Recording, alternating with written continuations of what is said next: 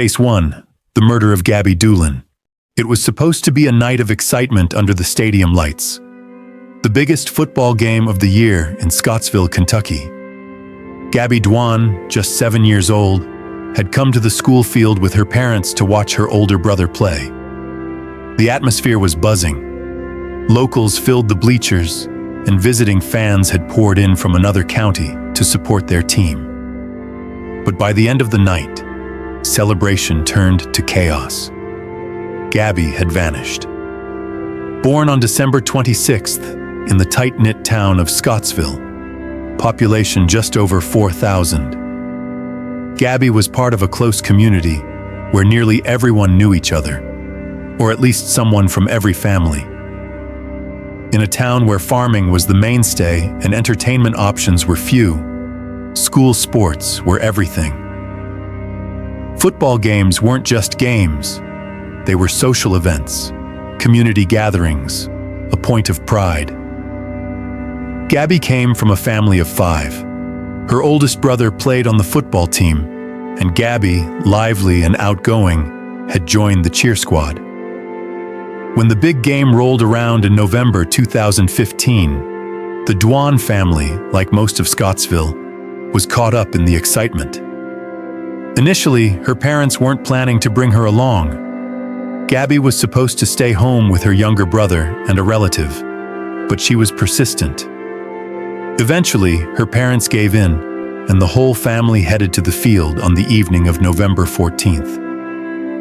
As soon as they arrived, Gabby spotted her friends and asked if she could go play with them. Her mother agreed, warning her to stay close and remain on school grounds. Gabby ran off, laughing, disappearing into the crowd of children, the last time her parents would see her that night. No one could have imagined that what started as an ordinary game would unravel into a mystery that would shake their entire town. Gabby Dwan spent the first part of the evening weaving in and out of the crowd, occasionally running back to her mom in the bleachers before darting off again to play. At one point, she stopped by the announcer's booth where her dad was stationed and asked for money to buy snacks. He handed her some cash, and she disappeared once more into the bustling scene. Not long after, a group of young girls approached Gabby's mother. She looked at them and instantly sensed something was wrong. Gabby wasn't with them. The girls, clearly anxious, asked if she'd seen Gabby. The mother said she hadn't for a while. Alarmed, she asked what was going on. The girls explained they had been playing hide and seek. Gabby was it and was supposed to find them. They had hidden in the restroom, waited and waited, but Gabby never came. At first, they thought they had simply outlasted her. But when they stepped out to find her, she was gone. They called her name, retraced their steps, checked every spot they'd played in earlier, but it was like she had vanished without a trace. Assuming Gabby might have gone to her mom, the girls hurried to the bleachers. But when they arrived and realized she hadn't, panic set in. Her mother rushed to the announcer's booth and told her husband that Gabby was missing. He immediately began searching the area surrounding the stadium. The mother, meanwhile, headed toward the concession stand, the last place she knew Gabby had wanted to go. Along the way, they ran into some friends and quickly explained what was happening. Without hesitation, those friends joined the frantic search. They scoured the grounds, every path, corner, and field. Nothing. Desperate, they returned to the announcer's booth and made an announcement over the loudspeakers, praying Gabby would hear it and come running. But there was no response. By then, halftime had begun, and spectators were filing back into their seats. The Dwans began asking around, describing Gabby to everyone they passed. A few others joined the effort. The search expanded beyond the stadium. They asked the staff to turn on the lights near the baseball field, which backed into a small forest. The adults entered the wooded area with flashlights, calling Gabby's name, but the woods were silent. It had now been about 20 minutes since anyone had seen Gabby. With fear mounting by the second, her parents made the decision no one ever wants to make. They called the police. Don't forget to subscribe to our channel. Your support means a lot to us and helps us grow. A huge thank you to everyone who's been watching. Officers arrived at the school within minutes. They listened carefully to Gabby's parents and her friends as they recounted what had happened, then immediately launched a search. For the small-town police force, this was unfamiliar territory. Child disappearances were virtually unheard of in Scottsville, but the officers knew they had to prepare for the worst. Gabby may have been abducted, or worse. That led to a chilling realization. If someone had taken Gabby, the person responsible might still be at the stadium, blending in with the crowd, watching the game. And with the final whistle moments away, time was slipping fast. If they didn't act quickly, the suspect could vanish into the night along with everyone else. The police made a critical decision: halt the game and initiate a full lockdown. No one would be allowed to leave the stadium. Officers quietly stationed themselves at every exit, scanning the crowd, preventing anyone from slipping out. They kept the reason under wraps. If people found out a 7-year-old girl might have been kidnapped, panic could erupt and ruin any chance of identifying the suspect. While local officers secured the perimeter, the state police arrived and joined the ground search. Their team moved toward the baseball field and into the woods nearby. Not far into the trees, they reached a narrow creek, and that's where they made the heartbreaking discovery. A small body lay motionless in the water. It was Gabby. They called for an ambulance to transport her to the medical examiner, but even at first glance, the signs were clear. Bruising around the neck pointed to asphyxiation. Her clothing was partially missing, a disturbing detail that led investigators to suspect she had been sexually assaulted before she was killed. Back at the field, Gabby's mother spotted the ambulance parked near the woods. Hope surged. Maybe they had found her daughter alive and were taking her to the hospital. She rushed toward it, but police intercepted her. They couldn't let her see what they had just seen. No parent should. Now, the case had turned from a search into a homicide investigation. Believing the killer was likely still among the crowd, police relocated everyone from the stadium to the school gym. It was time to act fast, before their only suspect slipped through the cracks. Detectives sat down with Gabby's parents and delivered the devastating news. Their daughter had likely been murdered. They asked the couple if anyone came to mind.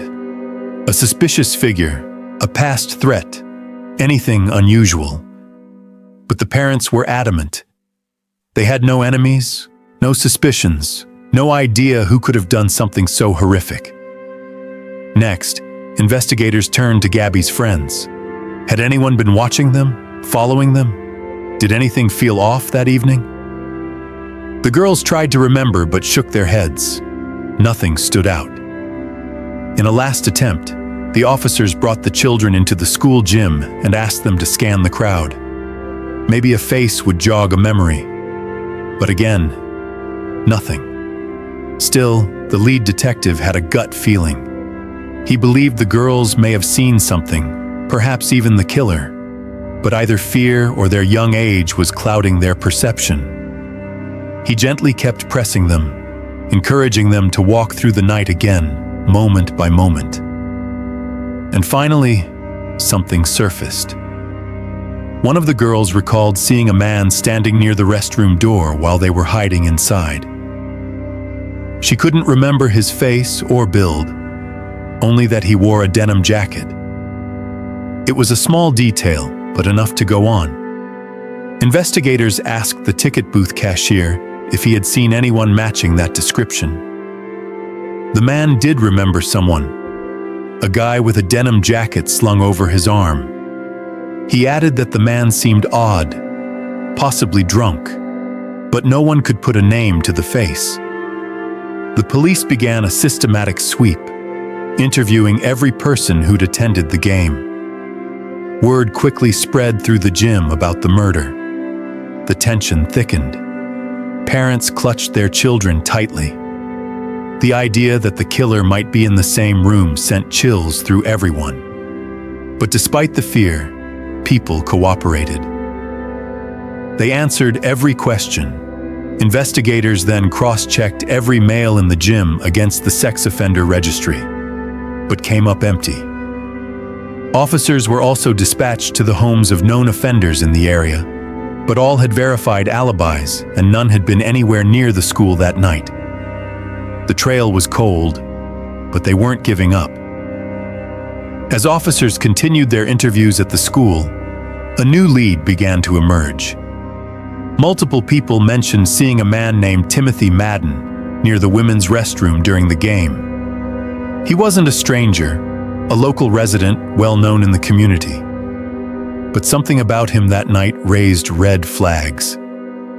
Witnesses said he was acting oddly, out of place, and importantly, he matched the earlier description, a man in a denim jacket. One witness, a distant relative of Timothy, added another layer. He noted that Timothy's son had been playing on the field that evening. Yet Timothy, who was normally an enthusiastic supporter of his son's sports, seemed distracted, detached, almost dazed. More people came forward, echoing similar observations. Timothy's behavior just didn't sit right with them. That was enough for investigators to pursue him directly. With the night dragging on and the majority of people being released from the school, detectives decided to pay him a visit. But first, they consulted the local sheriff. The sheriff had known Timothy nearly his entire life and found it hard to believe he could be involved in anything like this. Timothy had no serious criminal record, just a few traffic violations, and had never raised suspicion in the past.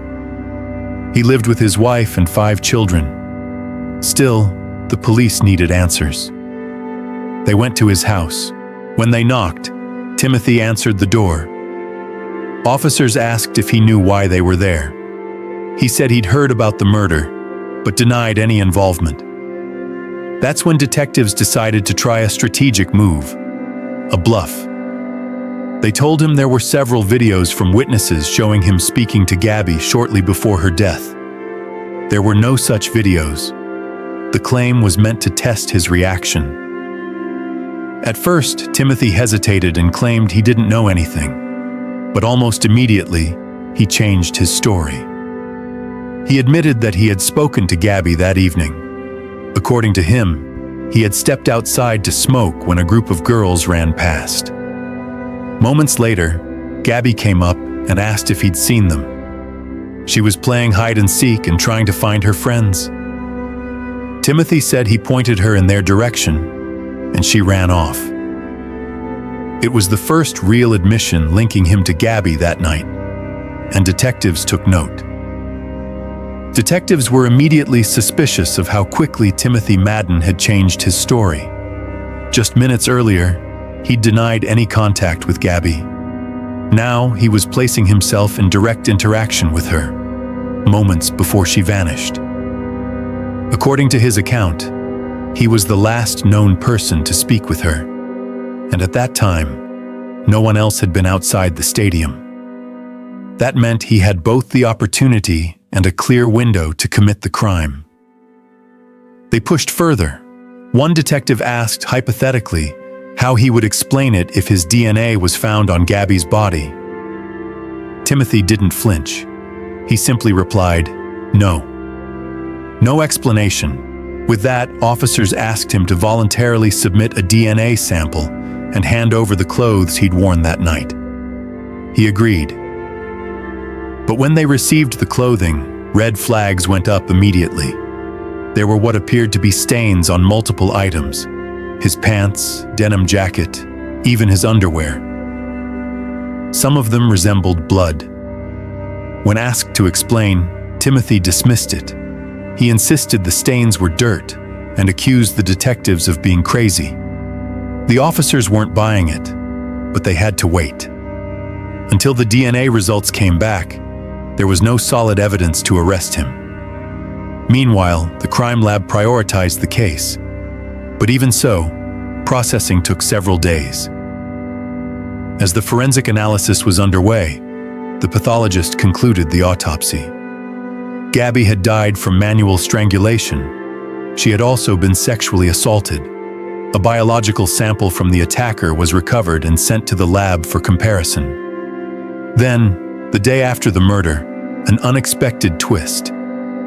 Police received an anonymous letter. The sender described a suspicious man spotted at the game. More importantly, they included the make, model, and license plate of the man's car. Investigators quickly traced the vehicle to a student who lived about 30 minutes from Scottsville. They tracked him down and brought him in for questioning. But the young man seemed genuinely shocked. He said he hadn't been at the game, hadn't even heard about the murder. He told them he'd been at work that night, and the police were able to confirm his alibi without question. He was cleared. But the letter? It remained a mystery. Whether it was an attempt to frame someone or a cruel joke, one thing was clear. The tip was false, and the student had nothing to do with Gabby's murder. Not long after, investigators received another lead, this time involving a local 16-year-old boy. Several people had noticed his behavior and found it suspicious. He told some that he had attended the football game, but told others he hadn't. He also mentioned seeing girls playing hide-and-seek that night. Detectives soon uncovered a key detail. The teenager was Timothy Madden's son. But that wasn't the most startling revelation. Just 2 weeks before the murder, the boy had reportedly gotten into a violent argument with his father, threatening him with a knife to his throat. With this new information, police attempted to question the teen. But because he was a minor, they needed a parent present. His mother refused to cooperate and declined to allow a DNA sample. With that, the investigation hit a dead end, at least for now. Back in Scottsville, a town where secrets never stayed quiet for long, rumors were already spreading. Word got out that the Madden family was under scrutiny in connection with Gabby's murder. Theories circulated rapidly. Some believed one of Madden's older sons, particularly the troubled ones, might be involved. Others suspected Timothy himself, or speculated he was covering for his children. Gabby's parents eventually heard the rumors and were stunned. Gabby's father had known Timothy since they were in 3rd grade. Their families were close. Their sons played on the same football team. Their daughters cheered together. That night, they had even sat near each other at the game. The idea that someone from within their trusted circle could be involved in their daughter's murder was unthinkable. Then, another turn. Timothy Madden's eldest son, 20 years old, began harassing local law enforcement online. Using profanity and threats, he demanded that police stop targeting his family. Officers took the threats seriously. He was arrested shortly after, and that's when they made another discovery. There was an active warrant for his arrest in another town. He was wanted for allegedly assaulting a minor girl. During questioning, he insisted he was angry, not guilty. The accusations against his family had pushed him over the edge. He denied any involvement in Gabby's murder, claiming he'd been at his cousin's house in a nearby town the night of the crime. He agreed to provide a DNA sample, which was sent to the lab for comparison. The investigation was intensifying, and the Madden family was now at the center of it. On November 20th, 6 days after Gabby's murder, the town gathered to grieve. Her funeral drew hundreds. not just from Scottsville, but from neighboring communities as well. Donations poured in to help her parents cover the cost of the service. The crowd, the flowers, the silence. It was a heartbreaking farewell to a little girl whose life had been stolen far too soon. That same day, the lab finished processing the DNA evidence. The results were conclusive. The semen recovered from Gabby's body matched Timothy Madden. The blood found on his clothes, including his pants, jacket, and underwear, was Gabby's. Armed with this damning evidence, detectives made their move. While mourners were still gathered at the funeral, investigators quietly pulled Gabby's parents aside. Alone, they told them they had identified her killer. At that same moment, officers were at Timothy Madden's home. He was taken into custody without incident. As he was escorted from the police station, reporters crowded in. Timothy shouted to the cameras that he was innocent. Later, he offered a new explanation for the blood on his clothing, claiming he had scratched himself on a fence. It was a sharp contradiction from his first story, where he insisted the stains were just dirt. With the DNA evidence in hand, prosecutors prepared their case. They announced they would seek the death penalty.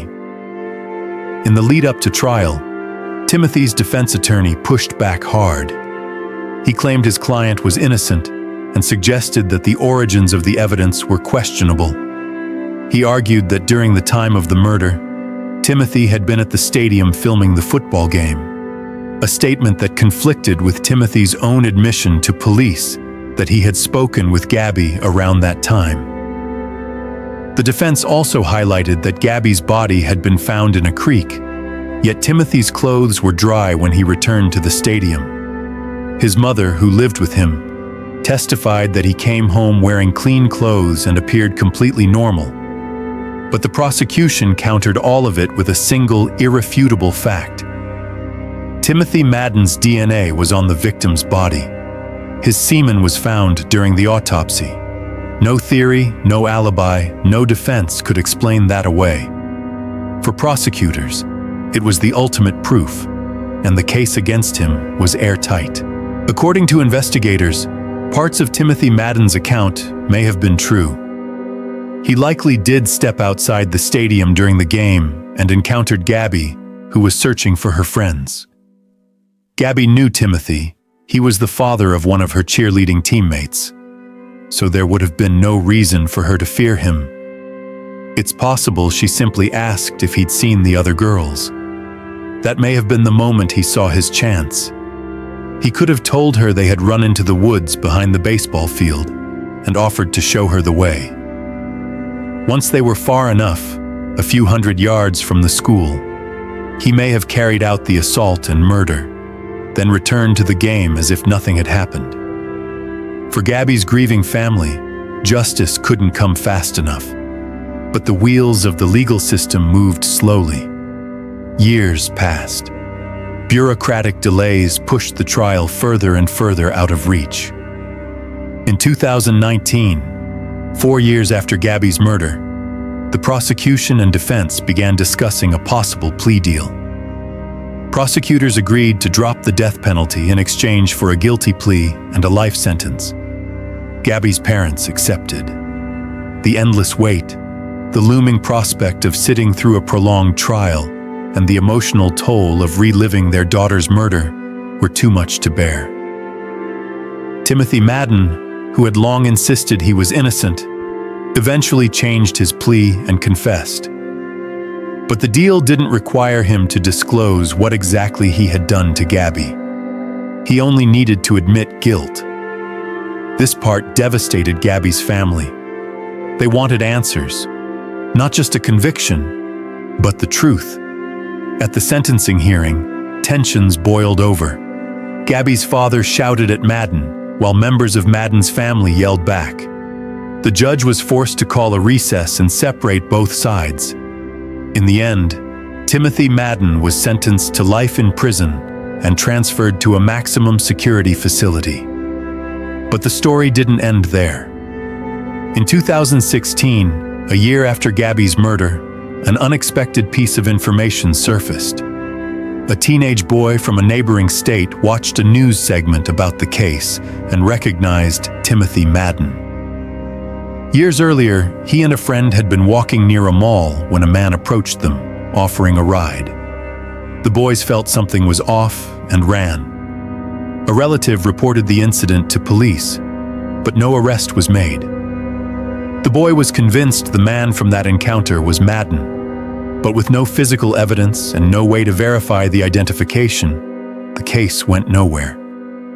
Still, if true, it offered a chilling insight into Timothy Madden's past, a possible pattern of predatory behavior. If he had attempted to lure children before, then perhaps that night near the stadium wasn't an impulsive act, but the moment he finally succeeded in acting out a dark and deeply rooted desire. Share your thoughts on this story in the comment section. And don't forget to hit the like button and subscribe if you enjoyed this video. Case 2. The wrongful conviction of Kevin Green.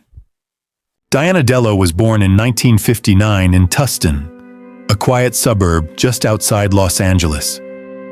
Her father served in the military, and her mother worked at a small local clothing factory. By the time Diana turned 19, her life took an unexpected turn. One night, while out at a bar with a friend, Diana found herself being harassed by a group of men. One of them was especially aggressive, until a stranger named Kevin Green stepped in. Kevin diffused the situation, and in return, Diana offered to buy him a drink. That simple act of gratitude quickly led to something more.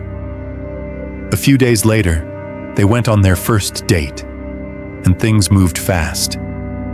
Kevin, a Marine and helicopter mechanic stationed at a nearby base, was still technically married at the time. But he and his wife were going through a divorce, and before long, he and Diana moved in together. Not long after, Diana became pregnant. The day Kevin's divorce was finalized, he married Diana. Eager to start their new life, the couple rented a small apartment in Tustin.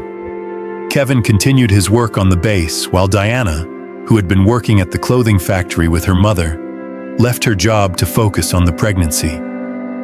By late September 1979, Diana was more than 9 months pregnant. Their daughter was due any day. On the evening of September 30th, the couple stayed in to watch a movie. But afterward, tensions flared. The stress of the upcoming birth had been mounting for weeks, and another argument erupted. Rather than escalate the situation, Kevin decided to leave.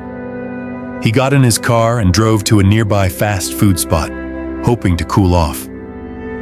Roughly 40 minutes later, a chilling call came into the Tustin Police Department. It was Kevin. He told the dispatcher someone had attacked his wife, and she needed an ambulance immediately. A nearby patrol car was the first to respond to Kevin Green's call. Officers arrived at the Tustin apartment within minutes. What they walked into was a scene of chaos and horror. Inside the bedroom, Diana lay on the bed, drenched in blood. At first glance, the wound on her head appeared to be a gunshot. Blood had sprayed across the wall behind her. But despite her condition, she was still alive. Barely. She was gasping, trying to breathe. Officers jumped into action, administering first aid while waiting for paramedics. Kevin stood nearby, but police asked him to step out of the room. They didn't yet know what had happened, and they couldn't rule anything out. When medics arrived, they carefully transferred Diana into the ambulance. Like the officers, they initially suspected a gunshot wound, but upon closer examination, they realized it was blunt force trauma, not a bullet, that had shattered her skull. Kevin tried to follow the medics into the ambulance, but the police stopped him. They needed to take his statement. At that point, all possibilities were on the table. including the possibility that Kevin had attacked his wife. He appeared shaken, stunned, barely able to process what was happening. Still, as the ambulance pulled away, he began to gather himself. That's when he told the officers his version of events. Kevin explained that earlier that night, he and Diana had gotten into an argument. To cool off, he decided to head out for burgers at a nearby fast food spot. In his haste, he forgot his keys and chose not to go back for them. He simply shut the door behind him and left. As he walked to his car, he noticed something unusual. Not far from the apartment complex, he saw a van with its rear door open. An African-American man was pacing near it, going back and forth. Given that it was around 2 a.m., Kevin said the scene struck him as odd. He drove to his favorite fast food location, but found a long line. So he went to another branch a few miles away, got some burgers, and headed back. The entire trip took about 40 minutes. When he returned, the front door to the apartment was wide open. Don't forget to subscribe to our channel. Your support means a lot to us and helps us grow. A huge thank you to everyone who's been watching. He rushed inside and heard a strange sound, like someone snoring. He followed it to the bedroom. That's when he saw Diana, motionless and covered in blood, her breath shallow. He grabbed the phone and called for help. Parts of Kevin Green's story didn't sit right with detectives. His decision to leave for burgers in the middle of the night, right after an argument with his heavily pregnant wife, seemed questionable. Even more concerning, the trip took nearly 40 minutes, which felt excessive given that the fast food joints were located close to the apartment. Still, investigators followed up. They inspected the bag of food Kevin had brought back. The contents were still warm. The receipt listed the restaurant's address and the exact time of purchase. It matched his story. With that confirmed, officers permitted Kevin to go to the hospital, but not before asking for a blood sample. While DNA testing wasn't yet available, forensic experts could compare Kevin's blood type to any traces found at the crime scene. When Diana arrived at the hospital, doctors ruled out a gunshot wound. Instead, her skull had been struck multiple times with a small, heavy object, something like a piece of wood. She was barely clinging to life. She soon slipped into a coma. For hours, medical teams fought to stabilize both her and the baby. They managed to keep Diana alive, but surgery was still required. Meanwhile, based on her position at the scene and standard protocol in such cases, investigators ordered a sexual assault examination. The results were conclusive. There were traces of semen on Diana's body.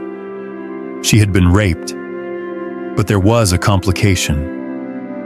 Kevin had already informed police that he and Diana had been intimate earlier that evening, before the argument. And without the benefit of modern DNA testing, the presence of semen didn't necessarily identify the assailant. As the investigation pressed on, both Kevin's and Diana's families gathered at the hospital, hoping for the best. But by morning, tragedy deepened. One of the monitors tracking the unborn child detected a sudden decline. Despite the doctor's tireless efforts, the baby girl didn't survive. Following the tragic death of her baby, doctors rushed Diana into surgery. The procedure was successful, and her condition stabilized. Though she remained in a coma, her chances of survival were now considered high.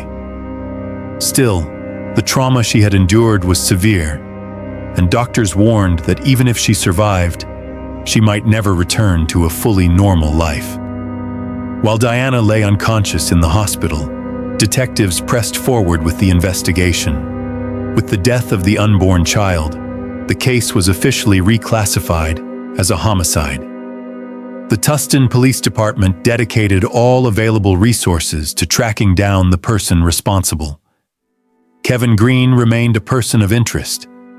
Despite having an alibi supported by a receipt and warm food, detectives weren't ready to clear him. His story was riddled with red flags. The heated argument with Diana just hours before the attack, the decision to leave the apartment with the front door unlocked, the unusually long fast food run, and his claim of spotting a suspicious man outside in the early morning hours. All too convenient. Still, there was no direct evidence tying Kevin to the attack, and detectives had another lead. Roughly a year before the assault on Diana, a disturbing pattern of crimes had emerged in Tustin and the surrounding areas. Crimes with a strikingly similar modus operandi.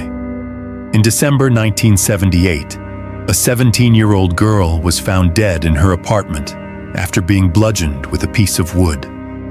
4 months later, another woman, this time 21, was killed in the same manner.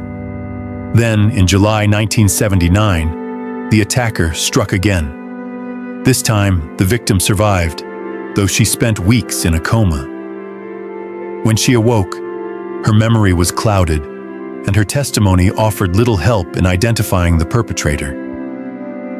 Then came September 1979, just weeks before Diana's assault. A 31-year-old woman was attacked in her home in nearly the same way. She died the next day. This time, however, there was a witness, her young son. He was able to provide police with a description of the man he saw. But even that wasn't enough. The attacker remained unidentified. The similarities between the recent string of brutal assaults were impossible to ignore, and the attack on Diana Dello fit the pattern perfectly. Investigators were now convinced they were dealing with a serial offender. The press gave him a chilling name: the Bedroom Basher. His crimes followed a clear timeline. Short intervals between attacks, all targeting women living alone in ground-floor apartments across a small suburban region of Los Angeles. Detectives feared it was only a matter of time before he struck again.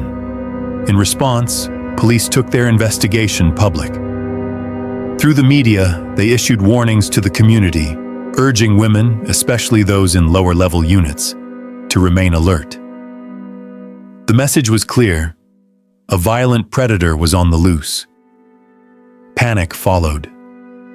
Stores were quickly stripped of locks, alarms, and self-defense weapons. Women signed up for martial arts classes and left their homes to stay with friends or relatives. The atmosphere in Tustin shifted overnight. Fear crept in with every sunset. In turn, police increased patrols in vulnerable neighborhoods. Detectives began interviewing anyone remotely connected to the crimes. Soon, they gathered their first round of leads. Several neighbors of prior victims recalled seeing a suspicious man, white with thick dark hair, lingering around the area. Though the description was vague, police tracked down several men matching it. Yet none panned out. Then, a glimmer of hope. A week after the attack, doctors informed Diana's family that she had regained consciousness. But there was a problem. Diana couldn't speak. She couldn't remember anything. According to her doctors, her brain had suffered significant trauma and was functioning at the cognitive level of a 6-year-old. Her recovery would take time, and there were no guarantees. As she remained hospitalized, tragedy struck again. In another Tustin apartment, a 24-year-old woman was attacked in the same brutal fashion. Blunt force trauma. She didn't survive, and once again, the bedroom basher slipped away unseen. Meanwhile, Diana's condition slowly improved. Her speech began to return, and fragments of memory flickered. But she remained lost in her own life, unable to recall even her parents. Doctors urged her family to avoid discussing the attack. If her memory was to come back, it had to happen naturally. For now, she was a survivor. But the man who tried to kill her and had now taken multiple lives, was still out there. Once her condition was no longer considered life-threatening, Diana Dello was released from the hospital. She still had a long road to recovery, but her family was eager to bring her home. Since Kevin needed to continue working on the nearby military base to support them financially, the couple moved in with Diana's parents, who could provide full-time care while she healed. But while one survivor was beginning to recover, tragedy struck again. 2 weeks after Diana's release, another brutal assault shook the community. A 17-year-old girl was murdered. The details mirrored the same chilling pattern: a nighttime attack, blunt force trauma, and no sign of the killer. Meanwhile, Diana began intensive physiotherapy. Though she still couldn't speak or recall what had happened to her, her condition was steadily improving.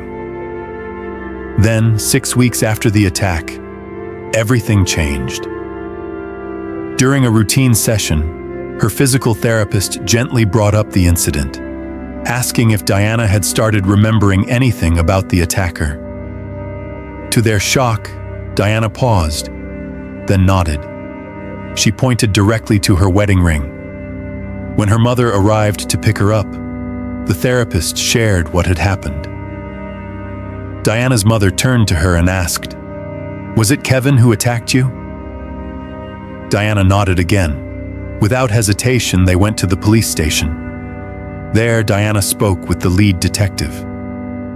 Through a series of simple, carefully worded questions, she confirmed what she had just remembered. In a flash of clarity, she had recalled the moment of the attack, and the person who had done it was her own husband. The revelation shifted the entire investigation. Detectives had been operating under the strong belief that Diana was one of several victims of the bedroom basher, the suspected serial attacker who had terrorized the area for over a year. But now they had to ask a chilling question. Could Kevin Green be the bedroom basher? He lived in the same area where all the attacks occurred. He matched the vague description, a white male with dark hair, given by several witnesses. Was he responsible for all of it? Or did he exploit the existing pattern to stage his wife's attack, hoping to pin it on the unknown killer? The similarities in the attacks were undeniable, each one executed with almost surgical consistency. If Kevin had wanted to make Diana's attack look like the others, it wouldn't have been difficult. But the detective faced a dilemma. If they moved too soon and arrested Kevin now, they might never prove his involvement in the other crimes.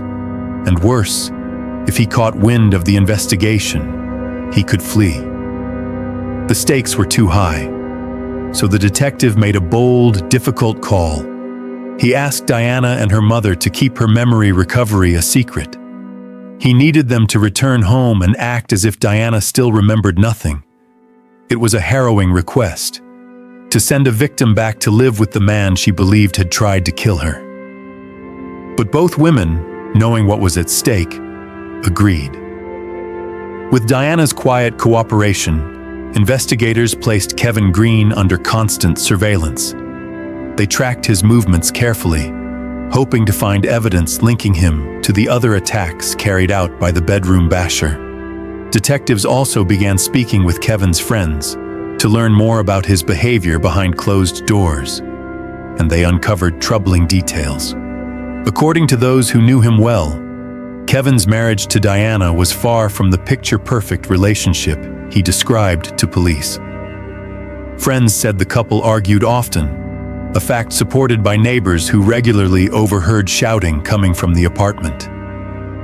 Some of Kevin's friends even recalled him complaining about Diana's lack of physical affection during the final months of her pregnancy, a stark contrast to his statements to investigators that their relationship had been ideal. Despite these revelations, Kevin kept a low profile. He went to work, came home on time, and didn't do anything that would raise suspicion. Then came a breakthrough. Lab results from Diana's assault revealed something significant. In addition to the attacker's semen, specialists had recovered skin cells and traces of blood from underneath Diana's fingernails, evidence of a physical struggle. The attacker's blood type matched the sample Kevin had previously submitted. This discovery brought detectives closer to the truth. They now believed Kevin had attacked Diana before ever leaving for the fast food restaurant. The time-stamped receipt and cashier's confirmation proved he had been there, but only after the assault. That would explain the extended 40-minute trip, a carefully calculated alibi to throw off investigators. As for motive, detectives believed it was rooted in months of resentment. Despite Kevin's claim that he and Diana had been intimate shortly before the argument, he had consistently complained to friends about her unwillingness to have sex during her pregnancy. The brutal nature of the attack suggested a breaking point, rage fueled by rejection. Detectives sat down with Diana once more. She confirmed what she had already revealed. She remembered the attack clearly, and Kevin was her attacker. During that conversation, her mother told officers they could no longer keep up the act. Living under the same roof as the man who had nearly killed her daughter had become unbearable. Detectives agreed. They decided it was time to act. To avoid causing a scene or placing Diana's family at further risk, officers waited until Kevin left the house. They arrested him quietly at a local store. Kevin Green was finally in custody, and justice was about to begin its course. Kevin Green refused to confess. From the start, he stuck to his story, insisting everything happened exactly as he had told investigators. It took 10 months to prepare the case for trial. During that time, Diana's recovery slowly progressed. Her speech remained strained, but she was able to communicate. More importantly, a team of medical experts evaluated her and unanimously agreed. Her brain had healed enough for her to be considered a competent and credible witness. When the trial began, Diana took the stand. With difficulty, she recounted the details of the night she was attacked and identified her husband as the man who had nearly killed her and taken the life of their unborn daughter.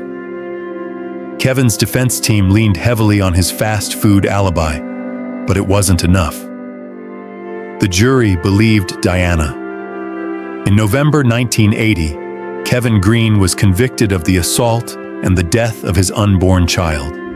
He was sentenced to 15 years to life in prison. Meanwhile, detectives noticed something else. In the months leading up to Kevin's arrest, the bedroom basher had struck 2 more times. Both victims survived, but their attacker was never identified. Then, as soon as Kevin was taken into custody, the attacks stopped. Before his arrest, the assaults had occurred regularly, sometimes just weeks apart. But from the moment he was behind bars, there were no more similar crimes. The pattern was undeniable and unsettling. Shortly after Kevin's sentencing, Diana filed for divorce. He didn't contest it. She continued her long journey toward recovery. Though her brain function largely returned to normal, the damage was permanent in some areas. Diana suffered partial hearing and vision loss, and her speech remained impaired. Despite the challenges, she fought to rebuild her life. As for Kevin, he continued to maintain his innocence behind bars. But life in prison was harsh. Other inmates, disgusted by his conviction for the death of a child, targeted him repeatedly. He was attacked multiple times and ended up hospitalized on several occasions. When he became eligible for parole, the board denied his request. Over the years, he applied 3 more times, and each time, he was turned down. The board cited his refusal to take responsibility as a clear sign of a lack of remorse. Kevin Green remained behind bars, unrepentant, as the years went by, still claiming he had done nothing wrong. Years into his sentence, Kevin Green made a desperate attempt to prove his innocence. As DNA analysis became a widely accepted forensic tool, he petitioned to have the biological evidence from his case tested and compared with his DNA. But the request was denied. He didn't have the money to cover the cost of the analysis. And so, Kevin remained behind bars. That changed in 1996, when the Tustin Police Department reopened the investigation into the unsolved bedroom basher attacks. For nearly 2 decades, biological evidence collected from the victims' bodies had been preserved in a crime lab. Now, with advances in forensic science, detectives had a rare opportunity. They could not only confirm whether all the crimes were committed by the same person, they might finally learn who that person was. At the time, Kevin Green was still considered the prime suspect. But when experts processed the DNA profiles and submitted them to the national database, what came back stunned investigators. The biological evidence from all the bedroom basher crime scenes pointed not to Kevin, but to another man, Gerald Parker. Parker had been arrested the same year as Kevin. He was taken into custody for assaulting a 13-year-old girl in Tustin. But the crime didn't match the bedroom basher's known pattern. Unlike the late-night home invasions, this attack happened on the street. Investigators hadn't made the connection. Parker was convicted and quietly served out his sentence. And now, 17 years later, he was just days away from release. But with the DNA results now linking him to multiple murders, Parker's name was suddenly back on investigators' radar. Detectives also began re-examining the attack on Diana Green. Although that case was technically closed, they had long believed it fit the bedroom basher's pattern. With Parker now tied to the other crimes, it raised a critical question. If Parker was the serial attacker, did Kevin really assault his wife? Or had the wrong man been behind bars all along? There was another detail that resurfaced, something Kevin had said on the very first night. He had told police he saw an African-American man near their apartment, walking back and forth near a dark van. At the time, it was dismissed as deflection, an easy way to cast suspicion elsewhere. But now detectives learned that Gerald Parker had served on the same military base as Kevin Green, and he owned a dark-colored van. It was a chilling revelation. For the first time, investigators had to seriously consider the possibility that Gerald Parker, not Kevin, had been the one who attacked Diana. With new evidence linking Gerald Parker to the bedroom basher murders, the local prosecutor visited Kevin Green in prison. He explained the latest developments in the investigation and asked Kevin to provide a direct DNA sample for comparison. Kevin, who had been pleading for this very test for years, agreed without hesitation. As forensic experts began their analysis, detectives turned their attention to Parker. Although he hadn't yet been officially charged with the series of murders, the case was complex and required thorough preparation. They hoped a face-to-face interview might prompt a confession. Initially, Parker denied any connection to the bedroom basher crimes. But detectives decided to change tactics. They brought up the attack on Diana Green. While reviewing Parker's history, they noticed something peculiar. After his arrest years earlier for assaulting a 13-year-old girl, he had told officers that joining the military was the best thing that had ever happened to him. Detectives saw an opening. They leaned into Parker's pride in his service, pressing him on how he could allow another Marine, another brother in uniform, to serve time for a crime he didn't commit. They appealed to his sense of loyalty and identity. Eventually, it worked. Parker cracked. Share your thoughts on this story in the comment section. And don't forget to hit the like button and subscribe if you enjoyed this video. Case 3. The disappearance of Sarah Ann Wood. Sarah Ann Wood was born on March 4th, 1981, in New York. She was raised in a devout, tight-knit family. Her father served as a pastor in a small town in the central part of the state, and from a young age, Sarah and her older brother and sister were active members of his church. Sundays meant services, Sunday school, and time spent in a place that felt like a second home. Sarah had a joyful spirit. She loved dancing, had a passion for poetry, and cheered on her school's team with pride. But one of her favorite things to do was ride her bike, especially to her father's church, which sat less than a mile from their home. Whether for Sunday school, a service, or simply to help her dad with errands, Sarah made the short ride regularly and safely.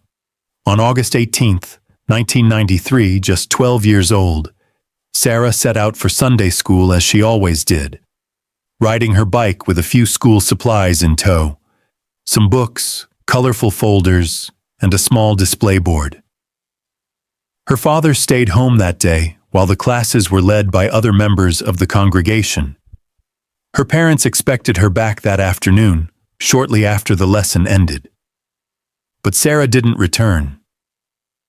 As the hours passed with no sign of her, worry began to set in. Her parents drove to the church, thinking maybe she had lingered with friends or stayed to help, but she wasn't there. The Sunday school teachers said she had left right after class. Now alarmed, her parents retraced the route from the church to their home, a route Sarah knew well and had traveled countless times. They stopped to ask neighbors if anyone had seen her. Word of her disappearance spread fast. In a town where nearly everyone knew Sarah or her family through the church, the community quickly mobilized. Dozens of residents joined the search, hoping to find the missing girl before nightfall. A breakthrough came quickly. A witness reported seeing Sarah riding her bike toward home around 2:30 p.m., just a few hundred yards from her house. The sighting should have been reassuring, but for her parents, it only deepened the dread. Sarah had almost made it home. Something must have happened in those final moments. They contacted the police. The local department responded immediately. Officers were dispatched across the area, and the county sheriff called in the fire department to assist. News of Sarah's disappearance spread fast through the community, and within hours, dozens of volunteers joined the effort. By late afternoon, several hundred people were involved in the search. Authorities concentrated their efforts on the short route between the church and Sarah's home. They combed through nearby woods and fields, hoping for any sign. It didn't take long to find one.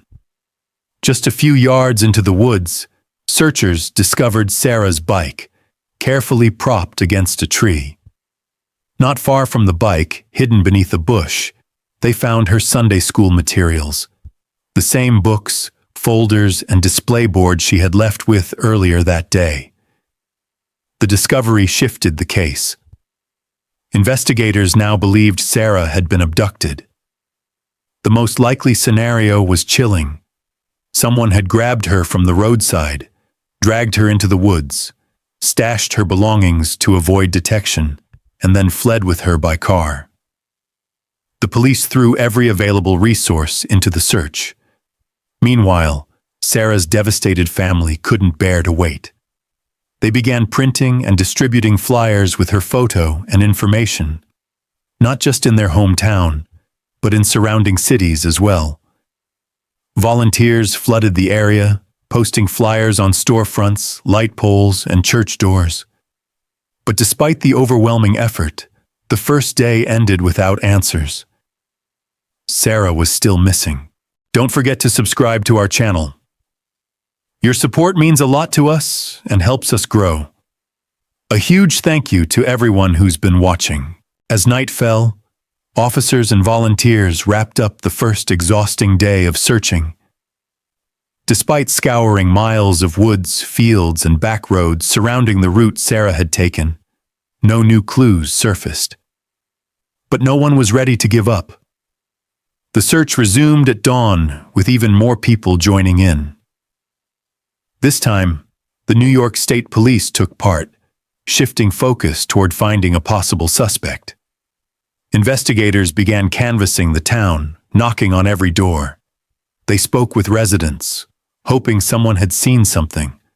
A stranger, an unfamiliar car, anything that might point to what happened to Sarah. Meanwhile, her parents set up a makeshift command center. Dozens of volunteers staffed the space, printing and distributing flyers, organizing search routes, and gathering potential leads. They worked around the clock. Local media soon picked up the story, and within days, news of Sarah's disappearance had spread across the country. Tips began pouring in, more than 1,000 of them. Investigators followed each one, chasing down leads across state lines. But time and again, they hit dead ends.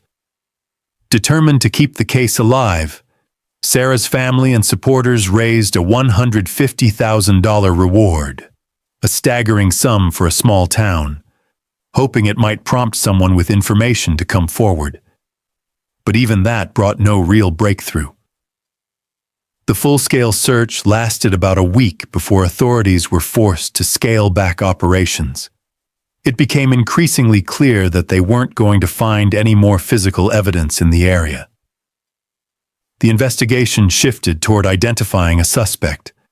Police examined the backgrounds of local residents, sex offenders, and ex-convicts from surrounding counties. But nothing, no connection, no pattern, stood out. In the months that followed, Sarah's disappearance was featured on 2 nationally televised crime shows.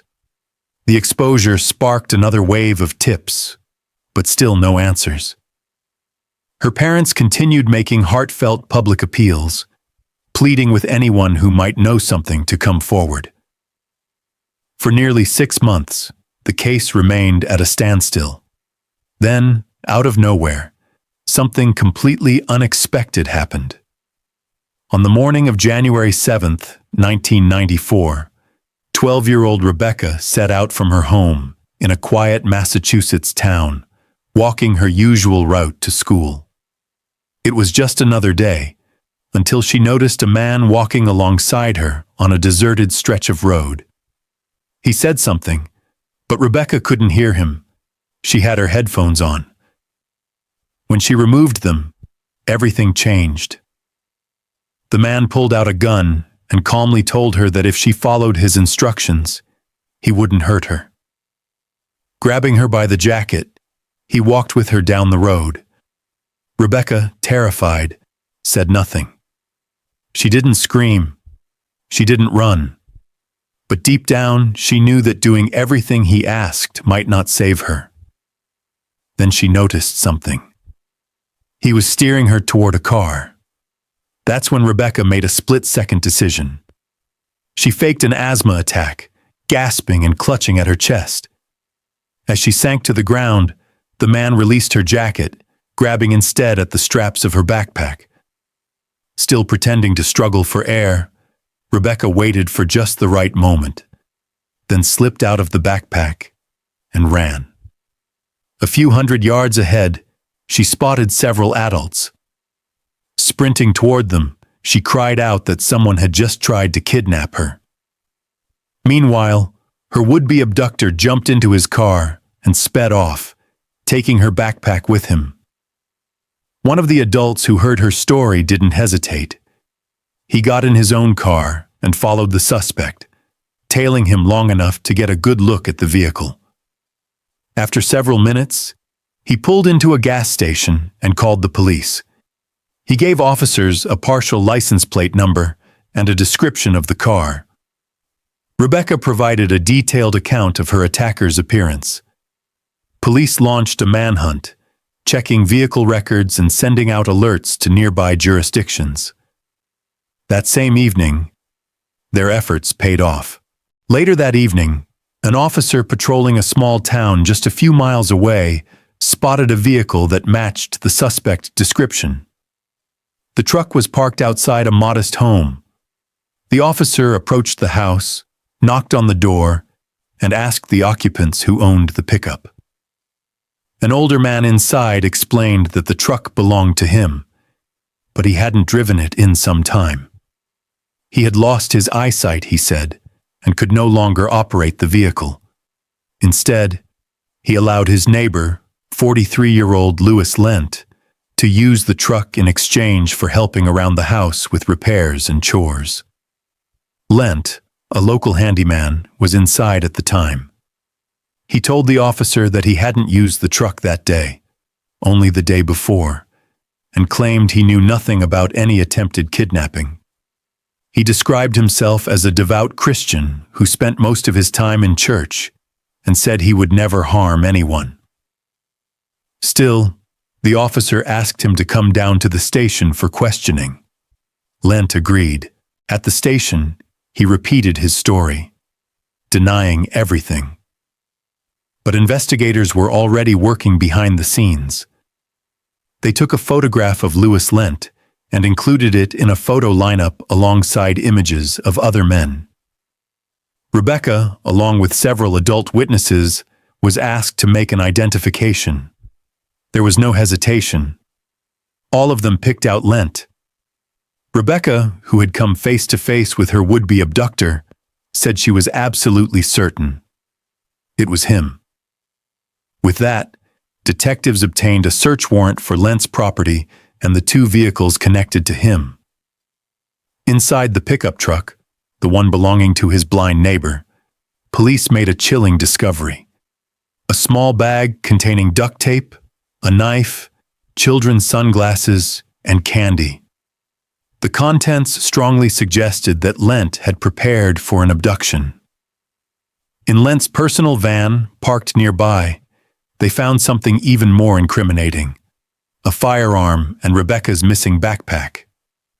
But the most disturbing discovery came from inside the house itself. Beneath the floorboards, in a section of the home that was still under construction, investigators found a hidden room, a large underground space, carefully dug out and concealed. What it was meant for remained unclear, but its existence sent chills down the spines of everyone involved. With mounting evidence against him, police formally arrested Louis Lent for the attempted abduction of 12-year-old Rebecca. At first, he stuck to his story, continuing to deny any involvement, but it didn't last. Faced with overwhelming proof, Louis eventually broke, and what he revealed shocked even seasoned investigators. He confessed that he had driven to Rebecca's town that morning with a singular purpose: to find a victim. In his vehicle, he carried what he casually referred to as his kidnapping bag, a kit he always kept nearby. Then he explained the true purpose of the secret underground room found beneath his home. His confession was chilling. Louis admitted he was building a fully functional bunker, a hidden prison where he planned to keep abducted girls. His goal, he said, was to kidnap a total of 11 girls, all between the ages of 12 and 17, to fulfill what he described as dark, personal fantasies. Until the bunker was complete, he had no intention of keeping his victims alive for long. His plan was to murder them within days. Inside his home, detectives also found a handwritten list, a collection of names. Upon investigation, police discovered that every name belonged to a child living in the nearby area. It became clear these were his intended future victims. Louis was placed in jail to await trial on charges related to Rebecca's attempted abduction. But investigators weren't finished with him. They continued visiting him in hopes of uncovering more. Then, during one of those visits, Louis made a shocking admission. He confessed to another crime, one committed nearly 4 years earlier. In October 1990, Louis was working as a janitor at a movie theater in the same town where he later attempted to abduct Rebecca. On the evening of October 22nd, as he was leaving work, he spotted 12-year-old James Bernardo riding his bicycle through the theater parking lot. Lewis said it was a spontaneous decision. The lot was empty. No one was around. And just like that, he made up his mind. He had his van, and inside it, his kidnapping kit. And James Bernardo never made it home. Lewis Lent told investigators exactly how he lured 12-year-old James Bernardo. He offered the boy $5 to help set up chairs inside the movie theater where he worked as a janitor. James agreed, unaware of the danger ahead. Once inside the empty theater, Lewis tied him up. He then drove his van around to the entrance, loaded James and his bicycle inside, and brought them both back to his home. After securing the boy at the house, Lewis drove to a nearby lake and dumped the bicycle into the water to destroy evidence. He returned shortly after. Though he attempted to carry out his intended assault, something disrupted his plan, and he instead chose to kill the boy. Lent put James back into the van and drove across state lines. There, deep in a wooded area, he ended the boy's life and left the body behind. James's remains were discovered not long after by a hunter, who immediately contacted authorities. But for years, detectives struggled to make progress on the case. No suspect stood out. No solid leads emerged. Now, with Lent's confession, investigators could finally piece together what had happened. The level of detail he provided, from the timeline to the exact location of the body, aligned precisely with the original case file. The story sent shockwaves across the country. News spread rapidly. Police now realized they were dealing with a man who had not only attempted to abduct a young girl and built a hidden bunker for future victims, but who had also confessed to a murder long gone cold, one no one had connected him to before. Back in New York, the team investigating the disappearance of 12-year-old Sarah Wood took notice. They reviewed the details of Lent's attempted abduction of Rebecca and requested more information about him. Before this, criminal profilers had already developed a psychological profile of Sarah's likely abductor, and Lewis Lent matched it closely. That was enough for investigators to take the next step. They traveled to the prison to speak with him in person. During interrogation, Lewis Lent admitted that he frequently traveled to a neighboring state, where several of his close relatives lived. He also confessed that during some of those trips, he deliberately drove through small rural towns, scouting for potential victims. On August 18, 1993, he said, he spotted 12-year-old Sarah Ann Wood. According to Lewis, Sarah was walking along a quiet road, pushing her bicycle beside her. He pulled over, got out of his van, and threatened her with a gun. He forced her into the vehicle, tied her up, then returned to the roadside to move her bike and belongings into the woods, just far enough that they wouldn't be found immediately. He then drove for hours, taking Sarah hundreds of miles away into the mountains. Eventually, he stopped in a remote area near a large lake. There, he claimed, he ended her life and buried her body. But his account included a chilling admission. He wasn't sure if Sarah had truly died or if she had only lost consciousness when he buried her. Despite providing investigators with a highly detailed account of the abduction and events that followed, details that matched the known timeline and physical evidence, Lewis refused to reveal the exact location of Sarah's burial. Still, authorities acted swiftly. Based on Lent's confession, they organized a massive search around the lake he had described. Hundreds of volunteers joined the effort, alongside park rangers, local law enforcement, and even members of the military. But the search came with enormous challenges. The lake covered a vast area, and months had passed since the alleged burial. Vegetation had grown, terrain had shifted, and any markers Lewis may have remembered were long gone. Despite several weeks of intensive searching, no trace of Sarah or her belongings was ever found.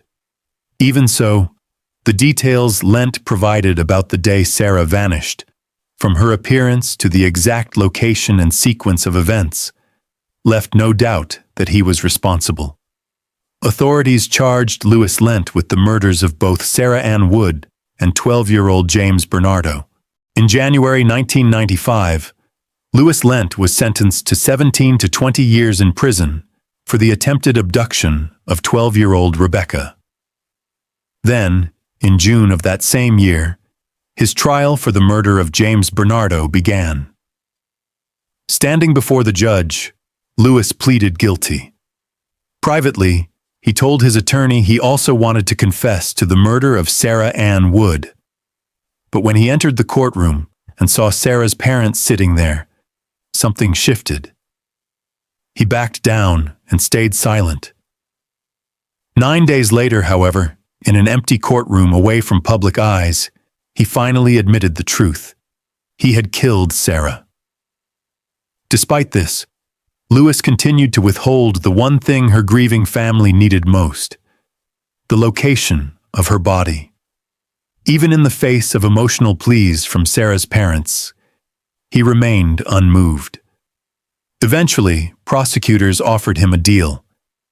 If he disclosed where Sarah was buried, they would transfer him to a state prison, something Lewis had long requested, rather than a federal facility. He agreed to the terms and began cooperating. Lent identified a specific area near the lake and even drew a rough map to guide investigators. Detectives requested to bring him to the site to assist in the search, but his attorney strongly advised against it, and he remained behind bars. Despite harsh winter conditions, police launched a full-scale operation. Search teams combed through the snow-covered landscape with heavy machinery, cadaver dogs, and hundreds of volunteers. But the effort came up empty. Months later, with the arrival of fall, authorities returned to the site for another round of searching. Again, with no results. Detectives pushed Lent for more precise details, hoping he might crack under pressure, but he refused to give up the exact location. Frustrated by his refusal to fully cooperate, the prosecution withdrew the deal. On April 11, 1997, Lewis Lent was sentenced to 25 years in prison, the maximum the court could impose without the recovery of Sarah's body. The judge made one thing clear: had the remains been found, he would have pursued the death penalty without hesitation. During Lewis Lent's trial, his defense attorney didn't contest his guilt in any of the 3 cases. Instead, he tried to reduce the severity of the sentence by arguing that Lent suffered from an undiagnosed mental disorder. He claimed his client heard voices and believed he had made contact with aliens, but court-appointed mental health experts found no evidence to support those claims. Their conclusion was firm: Lent was not mentally ill. Most likely, they said, he was faking, trying to manipulate the system to avoid harsher punishment. After the sentencing, detectives continued to visit Lent in prison, hoping he might finally reveal the location of Sarah Wood's remains or admit to additional crimes. For years, he said nothing, until 2013. That year, Lewis Lent unexpectedly confessed to another murder. He admitted to abducting a 16-year-old boy with developmental disabilities on November 6, 1992. The teen had been riding his bike to his grandmother's house when Lent forced him into a van. Lent claimed he killed the boy and later disposed of the body in a lake. Though no official charges have been filed in that case, investigators were able to confirm many details of Lent's confession. It was a case he had long been suspected of, now finally admitted by the killer himself. Today, Lewis Lent is 73 years old and remains incarcerated, serving his sentence for 2 murders and 1 attempted abduction. Sarah Wood's family has never given up hope. They still believe that one day Lent will reveal where he buried their daughter, or perhaps finally break his silence before his death. Until then, they continue their tireless work in her name. What began as a small effort to distribute flyers and gather tips in the wake of Sarah's disappearance has grown into a full-scale center dedicated to helping find missing children. Over the years, their mission has expanded across the country. In 2017 alone, their efforts contributed to reuniting 399 children with their families. To honor Sarah's memory, the family also organizes an annual bike ride. What started with just a handful of participants has grown into a major event, now drawing thousands. It raises not only awareness, but also critical funds to support families searching for missing loved ones. As for law enforcement, their determination hasn't wavered. Despite Lent's continued refusal to reveal Sarah's final resting place, investigators remain committed. They still plan to search every location he pointed to, and won't stop until they bring her home. Share your thoughts on this story in the comment section. And don't forget to hit the like button and subscribe if you enjoyed this video. Case 4. The murder of Tara Grant. Tara Grant was born on June 22, 1972, in Michigan. She spent her childhood on a farm alongside her parents and sister, where she developed a deep love for the outdoors. Riding horses, helping care for the animals, and embracing country life.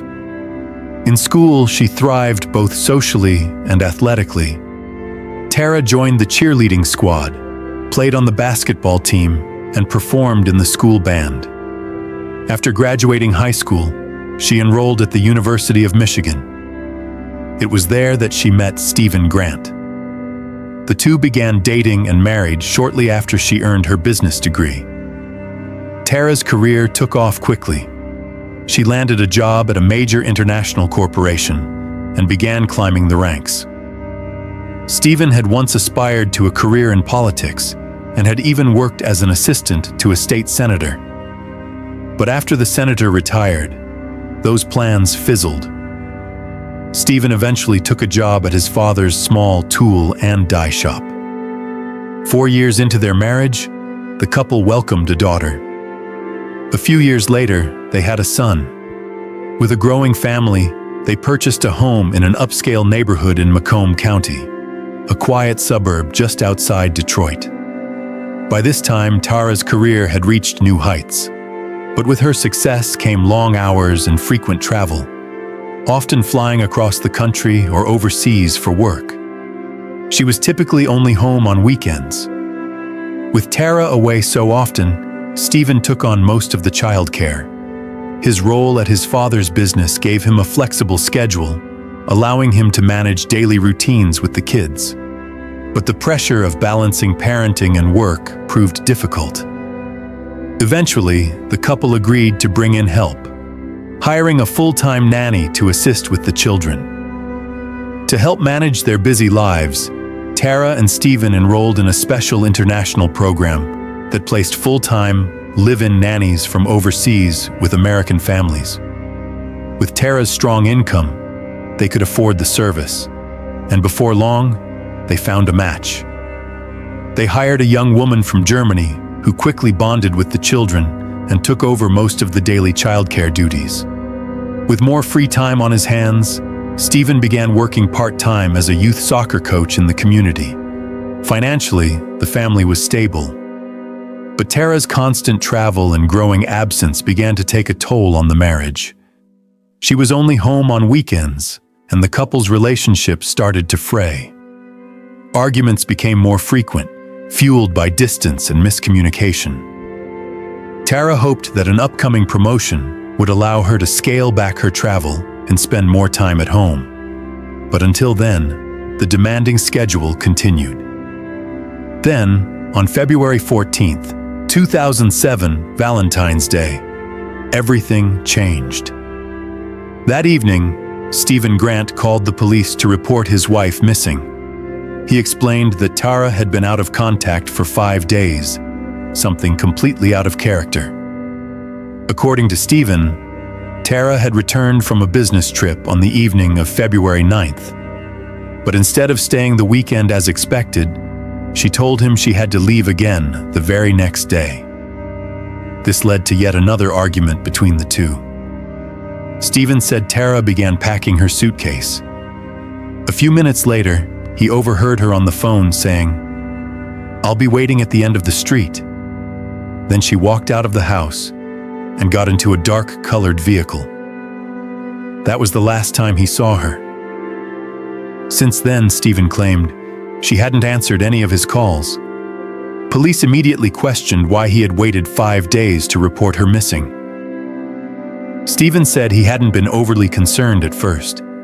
He assumed Tara had simply left early for a business trip and was ignoring his calls because of the fight. But detectives weren't convinced, and the case was just beginning. Don't forget to subscribe to our channel. Your support means a lot to us and helps us grow. A huge thank you to everyone who's been watching. In the days following his report, Stephen Grant said his concern for Tara began to grow. She had been gone too long without any contact, and that was unlike her. Even during her busiest work trips, she always made time to call and check in on their children, who were just 3 and 7 years old. But this time, there had been nothing. Then, on Monday, Stephen received a call from Tara's boss. She hadn't shown up for an important meeting and hadn't contacted anyone at work. That, he said, was completely out of character. It confirmed one thing. Tara hadn't gone on a business trip. She had never made it to work at all. Stephen started reaching out to her family, telling them what was happening. But at first, they weren't overly alarmed. Tara had spoken with them before about the growing tension in her marriage, how constant arguments with Stephen were taking a toll, especially with her demanding travel schedule. Her parents thought maybe she had just taken some time to herself to get away and cool off. They expected she'd return soon. But days passed, and there was still no word from Tara. No calls, no emails, nothing. That's when Stephen returned to the police, now fearing that something bad may have happened to his wife. As detectives questioned him, they noticed several scratches on Stephen's hands and arms. When asked if the argument with Tara had turned physical, he quickly denied it. He explained that he worked regularly with metal parts at his father's machine shop and often got scratched in the process. After the interview, detectives informed him they needed to search the house. Stephen agreed. Inside the home, officers noted that Tara's personal belongings, her purse, travel documents, and suitcase, were all missing. It appeared she had packed and left, just as Stephen claimed. But when police accessed Tara's computer and reviewed her financial records, they uncovered something that didn't add up. There had been no activity on her bank account since the night she disappeared. No airline tickets, no hotel reservations, no credit card charges of any kind. For a woman who traveled constantly for work, that silence was deafening. As detectives searched the Grant home, they found no physical evidence to explain Tara's disappearance. There were no signs of a struggle, no blood, no indication that a crime had occurred inside the house. Investigators were left with little to go on. Their only option was to try to trace Tara's movements after February 9th. But that wouldn't be easy. The local police department had limited experience with missing persons investigations, especially cases with the potential for foul play. The area was considered one of the safest in the country, where most calls involved minor neighborhood disputes or property complaints. Detectives asked Stephen to take a polygraph test. His reaction was emotional. He appeared deeply offended that they would suspect him. Through tears, he insisted that he loved his wife and would never hurt her. Investigators left the house uncertain of their next move. Then, the next morning, Stephen unexpectedly called the station. He said he was ready to come in for questioning. But moments later, his attorney phoned the detectives, advising them that Stephen would not be speaking further and had been counseled against giving an interview. At this point, Stephen Grant had become a clear person of interest. Not just because he was Tara's husband, which is standard in such investigations, but because police still had no other viable leads. No one had seen or heard from Tara since the night she disappeared. Her financial accounts were still untouched, and everyone close to her, friends, family, co-workers, had no idea where she could be. Investigators began looking for a way to bring Stephen in for formal questioning. That's when they discovered something useful.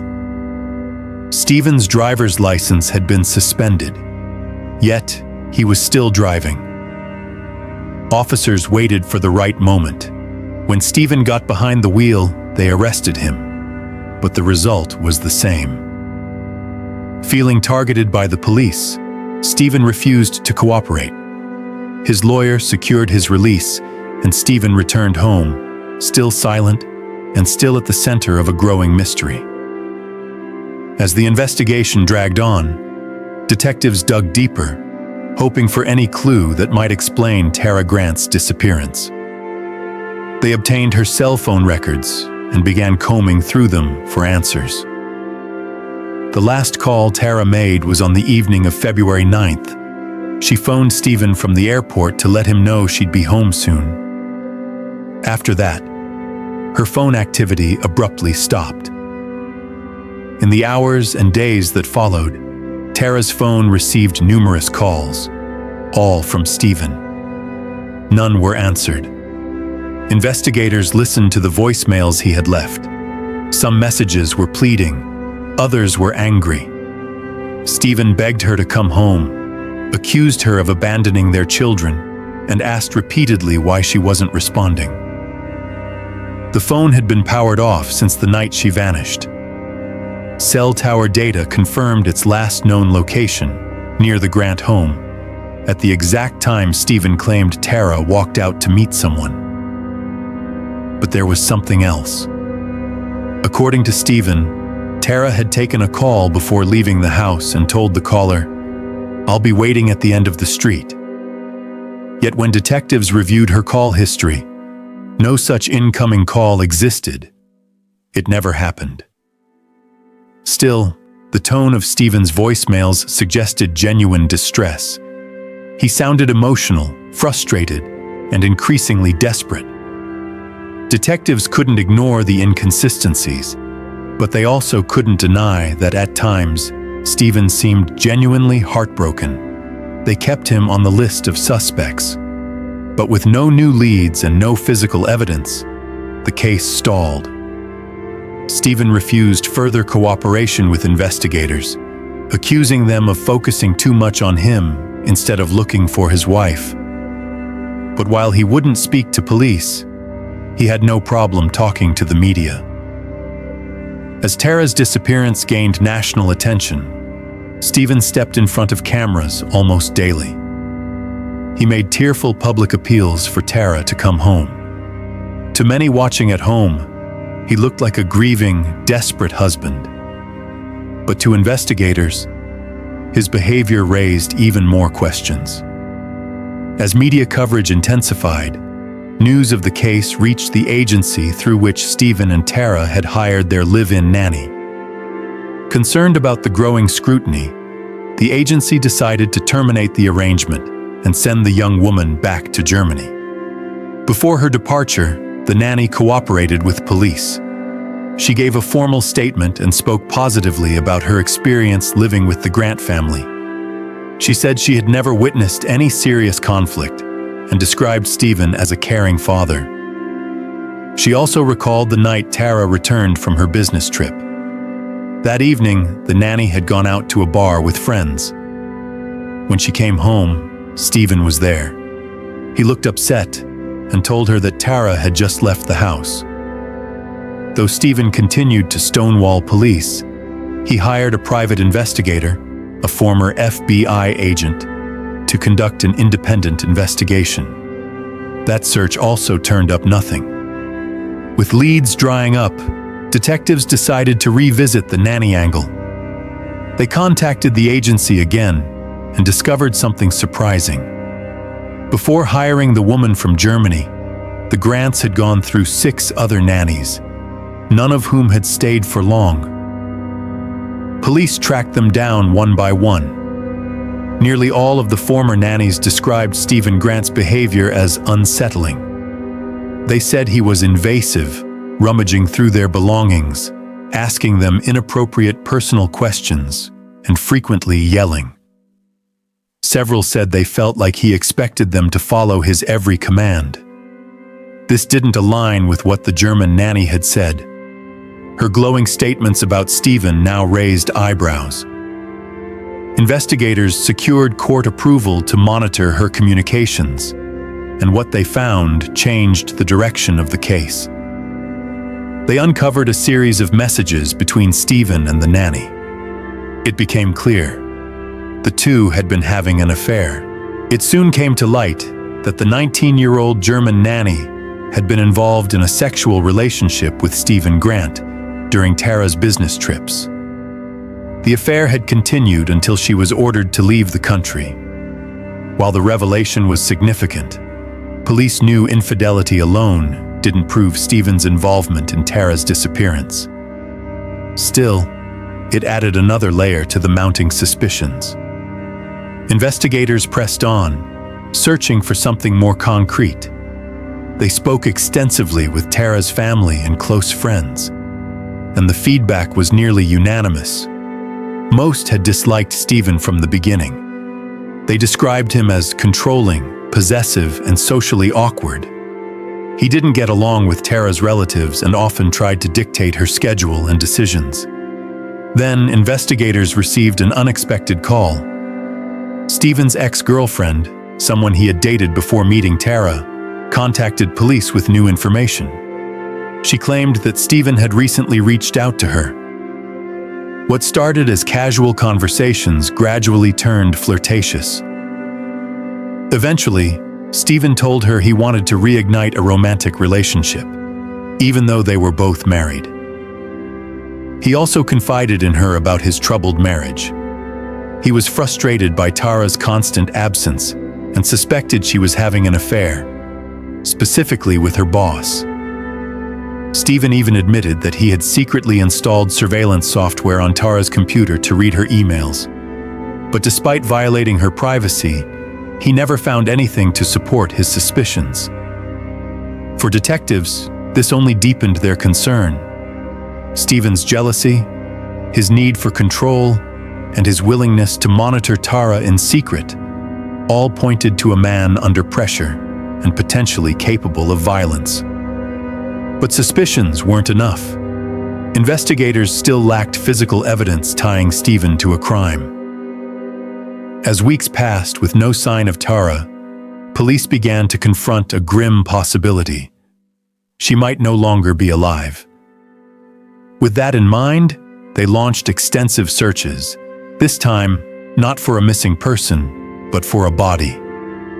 With growing fears that Tara Grant may never return home, authorities launched a large-scale ground search.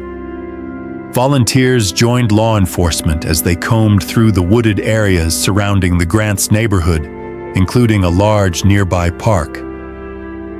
For several days, they scoured fields, trails, and ditches, but turned up nothing. Then, on February 28th, a local woman walking through the park made a discovery that changed everything. Aware of the ongoing search and determined to stay alert, she noticed something odd along the trail. A plastic bag partially buried beneath snow and brush, tucked under a tree. It was heavy, clearly filled with something, and looked deliberately concealed. Curious and concerned, she took a closer look. Inside the bag, she saw a pair of rubber gloves, What appeared to be metal shavings and something dark red pooled at the bottom. It looked like blood. The woman picked up the bag and immediately turned it over to police.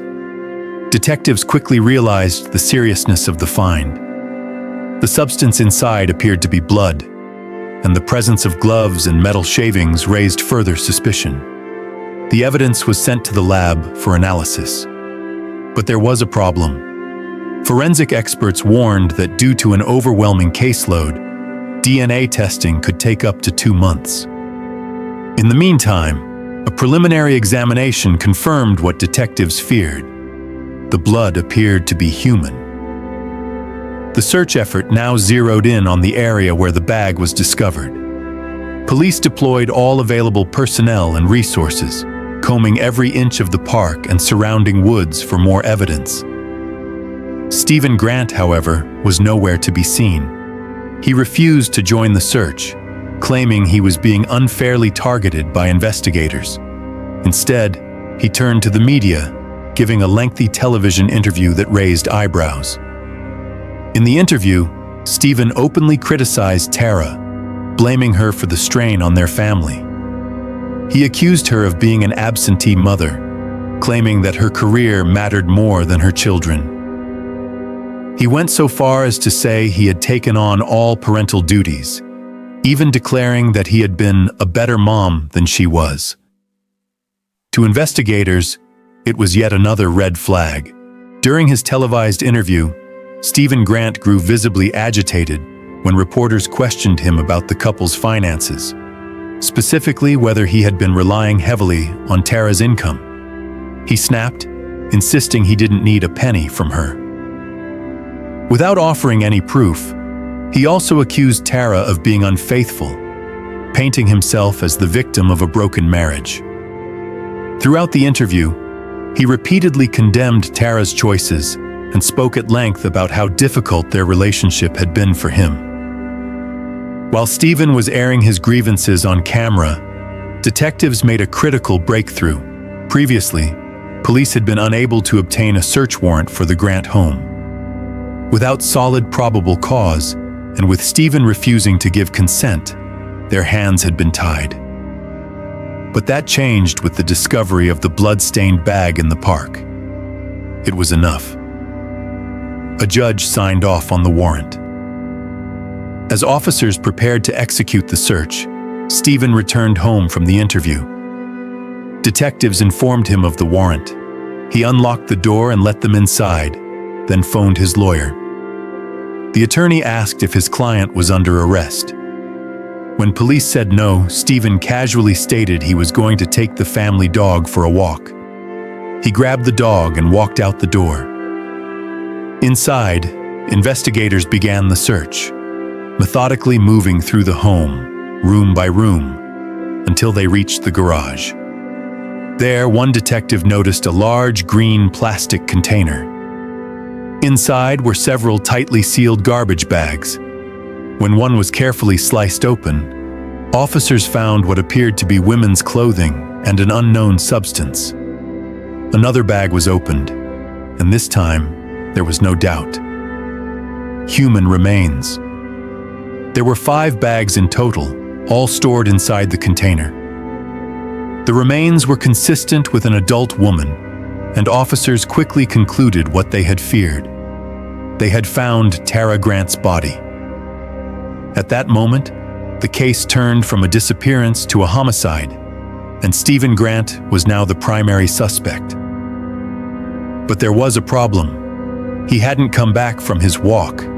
Detectives feared he was fleeing, or worse, contemplating suicide or planning to harm someone else. A man who knew his fate was sealed might do anything. A manhunt was launched immediately. As the manhunt for Stephen Grant intensified, police also expanded their efforts at the park. Only a portion of Tara's remains had been found in the garage. The search for the rest continued. Over 100 officers from surrounding districts were dispatched to assist. Their efforts soon paid off. Just a few hundred yards from the initial discovery, searchers located additional body parts. Not long after, they found Tara's head. The frigid temperatures had helped preserve the remains, allowing investigators to quickly confirm they belonged to Tara Grant. More remains were discovered throughout the area, but with darkness falling, the operation was suspended until morning. Meanwhile, detectives were desperately trying to track down Stephen, who had now vanished. They contacted his friends, hoping someone had heard from him. One of them finally came forward with a critical lead. Stephen had called him shortly after the police began searching his home. On the call, Stephen explained what was happening and asked to be picked up. The friend complied, driving out to meet him on the street. During the ride, he noticed Stephen's demeanor was erratic. His hands trembled, he was visibly anxious, and appeared close to a complete emotional breakdown. Once they arrived at the friend's house, Stephen asked to borrow his vehicle. He said he wanted to see his children, who were staying in another state with his sister. The friend handed over the keys to his pickup truck, and Stephen drove off. With his credit card and phone now under surveillance, investigators were able to trace his movements in real time. They saw that he had made multiple ATM withdrawals and contacted his sister, confirming what they suspected. Stephen was heading toward his children. Officers immediately set off in pursuit, hoping to intercept him before he reached them. Then came an unexpected call, this time from Germany. The young nanny, who had been romantically involved with Stephen, had just received a disturbing phone call from him. Through tears, he admitted that he had killed Tara. According to the nanny, Stephen had finally confessed. He told her that on the night of Tara's death, they got into a heated argument. During the fight, Tara slapped him. Stephen claimed he snapped, shoved her, and she fell, hitting her head on the floor. He insisted it was an accident.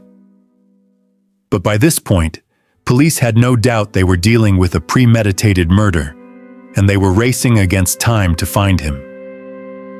Officers focused their search along the highway leading into the neighboring state, following his known direction of travel. Soon, they located the borrowed pickup truck parked near the entrance of a national park, but Stephen was gone. Police units entered the park and began a grid search. Several hours later, aided by thermal imaging technology, they spotted a figure lying beneath a tree. It was Stephen Grant.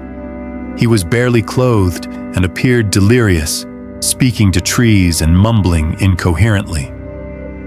Officers realized he was suffering from severe hypothermia. His body temperature had plummeted to just 88 degrees Fahrenheit, 31 degrees Celsius. They immediately airlifted him to a nearby hospital. Doctors managed to stabilize him, but it took days for him to fully recover. While he was still in the hospital, prosecutors officially charged him with murder. That same day, Stephen's lawyer abruptly withdrew from the case. When asked for a reason, he simply said, "I need to be able to look at myself in the mirror in the mornings." A new attorney was appointed. Meanwhile, forensic analysis of Tara's remains got underway. Given the complexity of the case, one of the most renowned forensic pathologists in the country, a veteran of the JFK and John Benet Ramsey investigations, was brought in to lead the examination. His findings were damning. Stephen's story that Tara had accidentally died from a fall didn't hold up. The true cause of death, according to the medical examiner, was strangulation. When Stephen finally regained consciousness, detectives visited him at the hospital, and this time, he told them the full story of what happened the night Tara died. According to Stephen, when Tara returned home and told him she had to leave a day early for her next business trip, the two began arguing. Tensions quickly escalated. He shouted at her, and when she turned to leave the room, he grabbed her. Tara slapped him across the face. Enraged, Stephen snapped. He struck her and then strangled her to death. In a panic, he dragged Tara's body from the second floor down to the garage and placed her in the trunk of her car. Just then, the nanny returned home. Without missing a beat, Stephen told her that Tara had just left him. The following morning, Stephen drove to his father's workshop, choosing a time when no other employees would be around. There, he destroyed Tara's documents and personal belongings. Then, with a saw, he dismembered her body. He admitted to detectives that he vomited twice during the process, but forced himself to continue, thinking, "If you don't do this, you'll end up in prison for the rest of your days." After several gruesome hours, he packed the remains into plastic bags, sealed them in a green container, and drove back home. The container stayed in his car for days while he tried to figure out his next move and how to craft a convincing alibi. During that time, he repeatedly left voicemails on Tara's phone, pleading with her to come home. Messages meant not to find her, but to distance himself from suspicion. Eventually, Stephen took his children's snow sled and the container to the local park. He loaded the container onto the sled and pulled it up a hill. But at one point, the rope slipped from his hands. The sled slid down, and the container tipped, spilling its horrific contents across the snow. Panicked, Stephen scrambled to repack the bags, shoved them beneath some branches and snow, and left the park, trying to act like none of it had ever happened. In the days following Tara's disappearance, as police launched an intensive search, Stephen began to panic. When detectives announced they were focusing efforts on the nearby park, a wave of fear swept over him. He remembered that one of the bags, the largest one, had been poorly concealed. He believed discovery was inevitable. Acting quickly, Stephen returned to the park on foot. He located several of the bags, slung them over his shoulder, and carried them to his father's workshop, stashing them on the roof where he thought no one would look.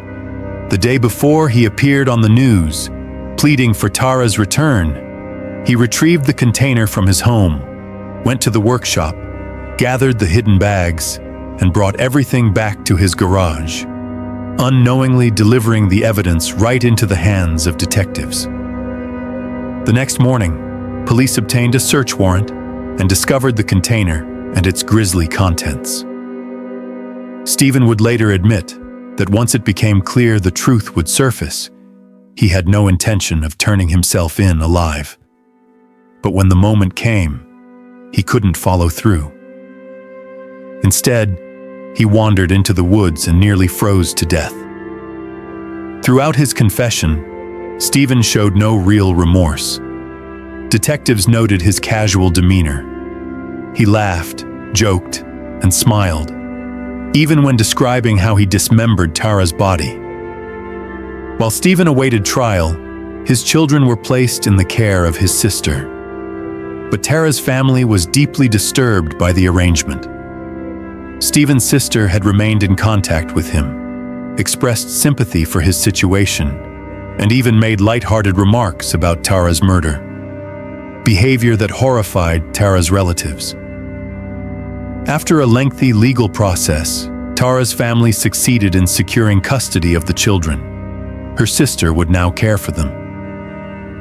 However, the court still allowed visitation rights for Stephen's family. Stephen's trial began in November 2007. He did not contest the charges against him, but his defense attorney pushed for leniency, arguing that the murder stemmed from years of marital tension, exacerbated by Tara's frequent business trips. That argument didn't hold up for long. Prosecutors quickly dismantled the claim, revealing that Tara had no plans to leave early that weekend. Her boss confirmed she had been scheduled to work at the usual time, and Tara's sister testified that Tara had intended to spend the weekend at home. There was also no evidence of infidelity, none in Tara's messages, accounts, or professional interactions. Her boss confirmed their relationship was strictly professional. Even Stephen eventually admitted it. He never truly believed she was cheating. He was just angry and acted on that rage. The prosecution ultimately failed to prove that Stephen had planned the murder in advance, and without evidence of premeditation, the charge of first-degree murder was no longer viable. It appeared the killing had occurred in a sudden fit of rage, opening the door for a second-degree murder conviction instead. Still, on December 21, 2007, the jury returned a unanimous verdict: guilty. Stephen Grant was sentenced to a minimum of 50 years in prison. His defense team appealed the verdict, but the effort failed. Stephen began serving his sentence, yet the story didn't end there. Tara's murder had gripped the nation, and it became increasingly clear that Stephen relished the attention. While behind bars, he began writing a book about the case, working with his sister to publish it. They even discussed the potential for a film adaptation, with Stephen reportedly imagining which actor might play him on screen. In 2008, new and devastating information surfaced. Stephen's children revealed to their aunt that they had seen him kill Tara. They said they were awakened by the sound of shouting, came out of their bedroom, and witnessed the murder as it happened. When this news reached the media, Stephen's relatives rejected the claim and publicly accused the children of lying. They remained staunch in their defense of him. That same year, another tragedy struck the Grant family. Stephen's father, one of the few relatives who had never stood by him, took his own life. His body was discovered at home. It seemed he could no longer live with the horror of what his son had done. Today, Stephen Grant remains incarcerated. He won't be eligible for parole until 2058. Meanwhile, every year, Tara's loved ones organize a memorial marathon in the same park where she once jogged.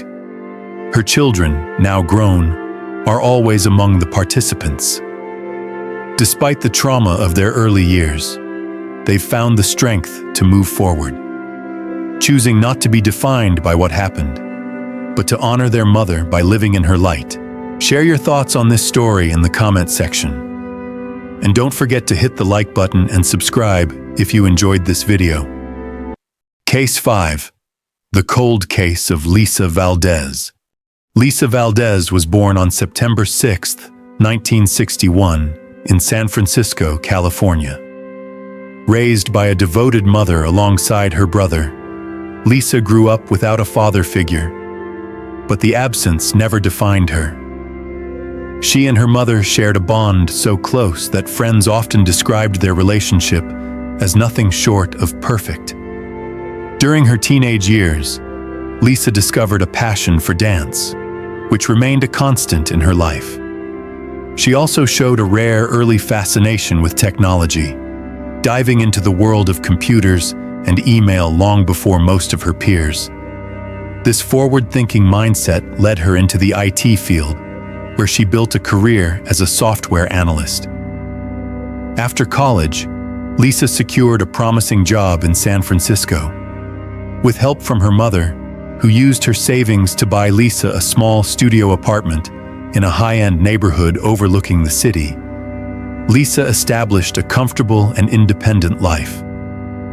She focused on work, stayed close to her family, and never missed her weekly dance practice with her best friend.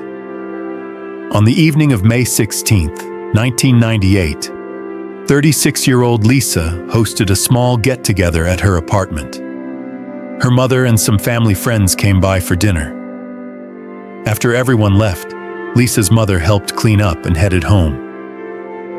As she walked out, Lisa promised to call her the next day, but that call never came. At first, Lisa's mother assumed her daughter was simply busy. Lisa had plans to attend dance practice that day, so her mother chose to wait it out. But the entire day passed without a call, unusual for someone as close and dependable as Lisa. The following day, Growing anxious, she began calling Lisa herself. Each call rang unanswered. As days passed, concern gave way to dread.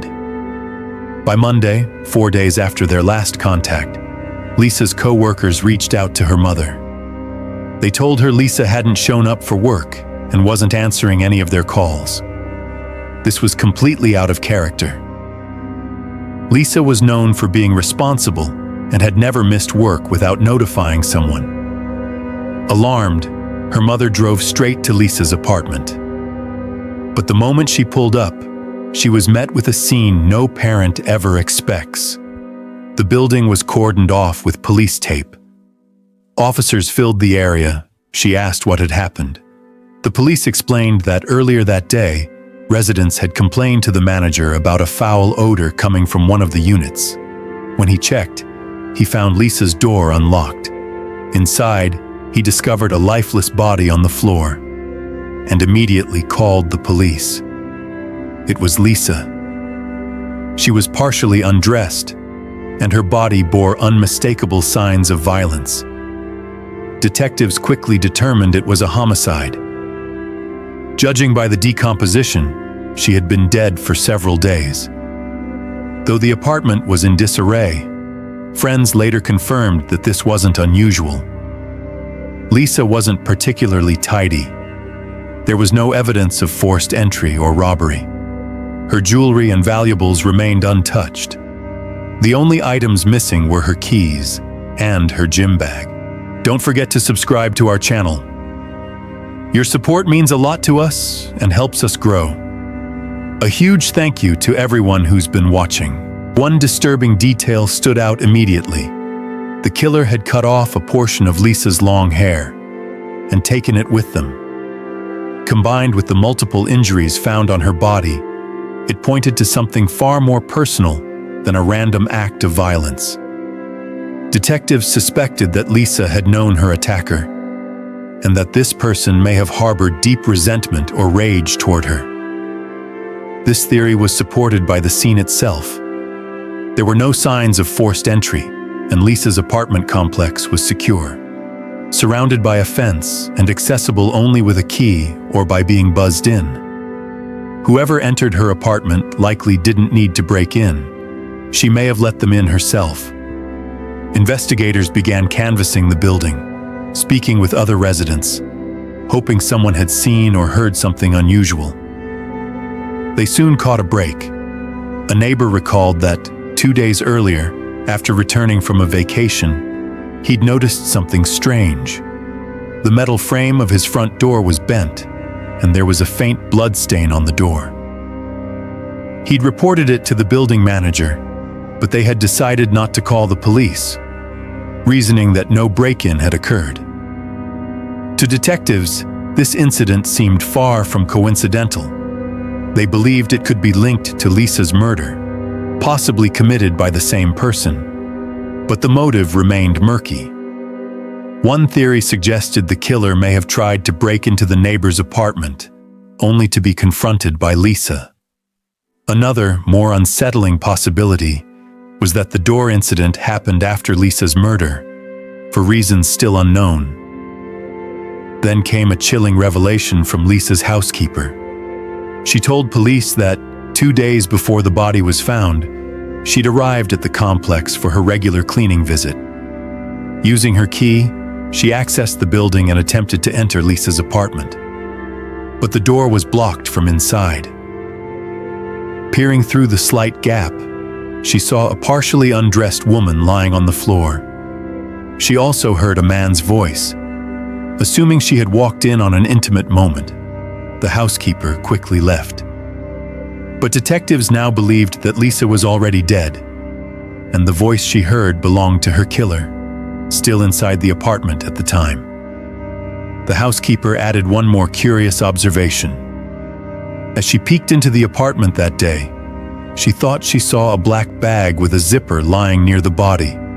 She couldn't be certain. It had only been a quick glance, but it stood out in her memory.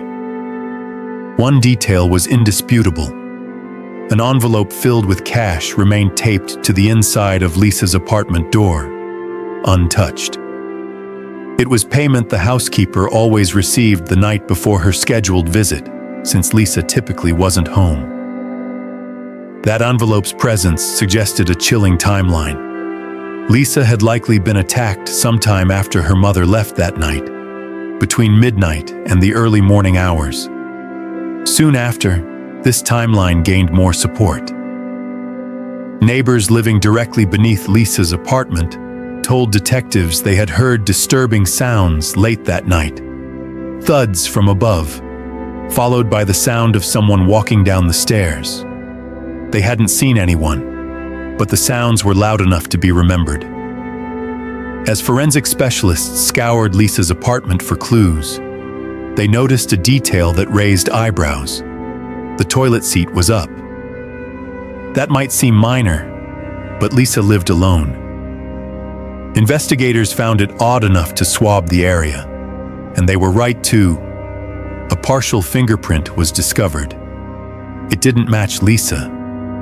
The police ran checks on the prints of all friends, family, and known visitors to Lisa's apartment, but none were a match. Whoever left that print likely wasn't just a guest. Detectives now believed it might belong to the killer. Meanwhile, the medical examiner completed their autopsy report. The findings were grim. Lisa had suffered more than 20 stab wounds. Due to the extent of decomposition, it couldn't be determined if she'd been sexually assaulted. But there were clear defensive wounds on her hands and arms. She had tried to fight back. Beneath her fingernails, forensic analysts found traces of skin tissue, likely from her attacker. The sample was rushed to the lab for DNA analysis, now the strongest lead investigators had. As forensic analysts combed through the evidence collected from Lisa's apartment, they discovered a critical clue: a pillowcase soaked in blood. At first glance, it appeared consistent with the crime scene. But lab results revealed something unexpected. Not all of the blood belonged to Lisa. Another source was present.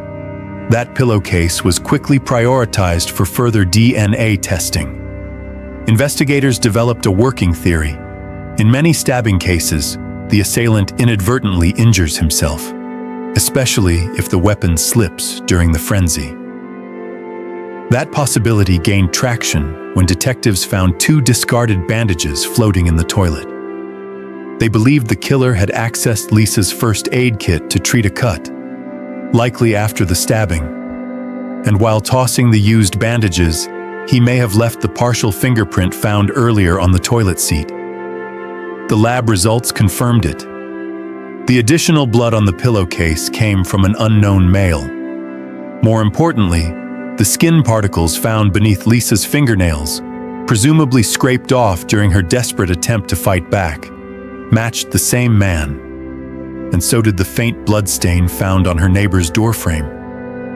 Though this DNA profile didn't match anyone in the FBI's national database, detectives now had a genetic fingerprint, a solid lead. They began cross-referencing the DNA against samples from local offenders, especially those with violent histories, while simultaneously working through Lisa's known acquaintances. That's when Lisa's mother mentioned Albert Kiddo, a man Lisa had been casually dating. The two had made plans to meet the day after the murder, though Kiddo had canceled a few days before. Investigators called him in for questioning. Immediately, they noticed a concerning detail: a fresh cut on his hand. Given their theory that the killer might have wounded himself during the stabbing, Kiddo's injury made him a person of interest. But under questioning, Kiddo denied any connection to Lisa's murder. He claimed the injury was unrelated. Detectives obtained his fingerprints and DNA samples and rushed them to the lab. The results came back quickly and definitively. His DNA didn't match the blood on the pillowcase, nor the skin under Lisa's nails. Albert Kiddo, it seemed, wasn't their man. The real killer was still out there. As investigators broadened their suspect list, they turned their attention to Lisa's answering machine, hoping it might offer clues. They listened to all the messages left in the days leading up to the murder, cataloging 40 callers. Most were mundane, friends checking in, co-workers confirming plans. But one message stood out immediately. It had been recorded just hours before the murder, while Lisa was still entertaining guests. A man had called, and when Lisa didn't answer, he left a peculiar voicemail. "You know how it goes, Toita. Hey Lisa, are you home?" The tone was oddly intimate. Detectives played the message for one of Lisa's close friends, who instantly identified the voice. It belonged to Albert Robinson, a colleague of Lisa's who, according to multiple friends, had persistently expressed romantic interest in her. Lisa, however, never reciprocated those feelings. While she didn't push him away completely, they remained in occasional contact through mutual social circles. She regarded him simply as a co-worker and acquaintance. But then something strange happened.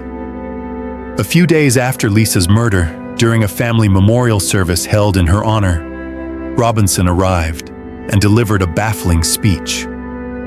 In front of Lisa's grieving friends and relatives, he claimed that he and Lisa had been deeply in love and were planning to marry and start a family. The room was stunned. Lisa's friends, and most notably her mother, immediately rejected the story. Lisa had never once mentioned a serious relationship with Robinson. In fact, she had told them she wasn't interested in him romantically at all. Her mother, who was intimately close to Lisa, insisted her daughter would never have kept such significant life plans secret. Detectives brought Robinson in for questioning. He denied any involvement in Lisa's murder. He claimed he loved her and would never hurt her. But then came another red flag. When asked to voluntarily provide a DNA sample and fingerprints, Robinson refused. With no physical evidence yet tying him to the crime, police had to let him go. But the message on the machine, the fantasy-laced memorial speech, and his refusal to cooperate painted a troubling picture. Investigators now had a new primary suspect, and they weren't about to let him out of sight. If Albert Robinson had truly been obsessed with Lisa, and she didn't return those feelings, it could have sparked something dark. The viciousness of the crime suggested a deeply personal motive. One haunting detail continued to stand out. The killer had cut off some of Lisa's long hair and taken it with him.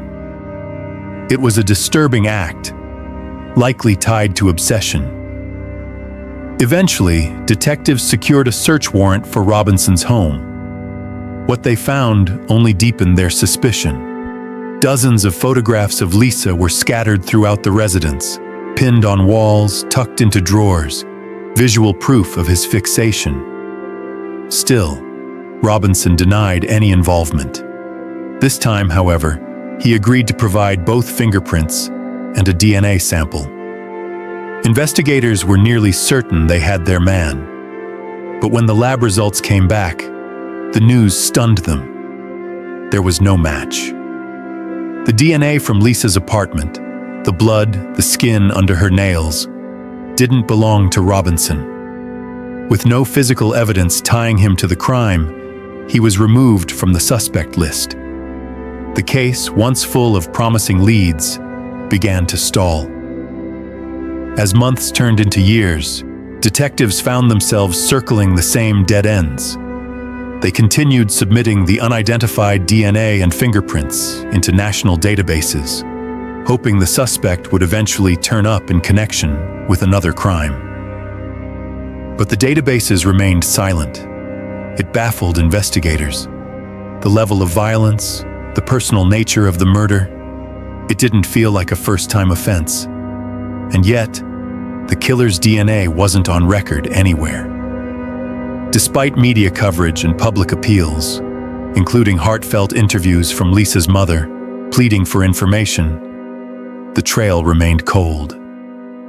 No new witnesses came forward. No new suspects emerged.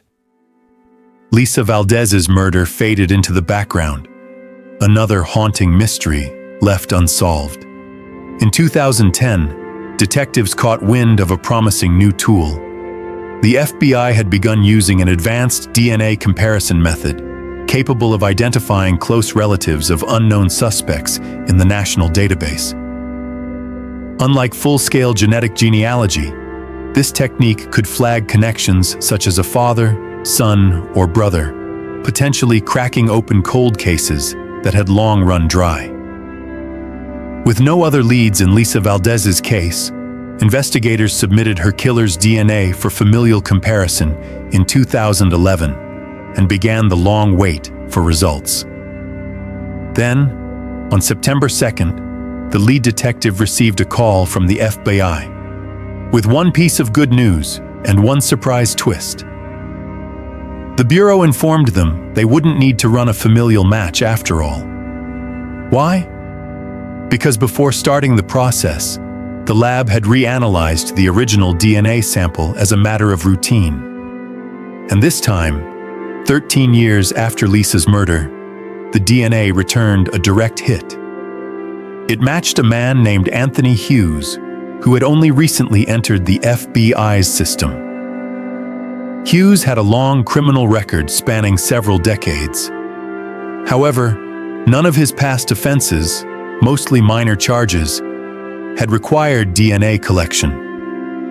That changed under new California legislation mandating DNA samples from all offenders, regardless of the crime's severity.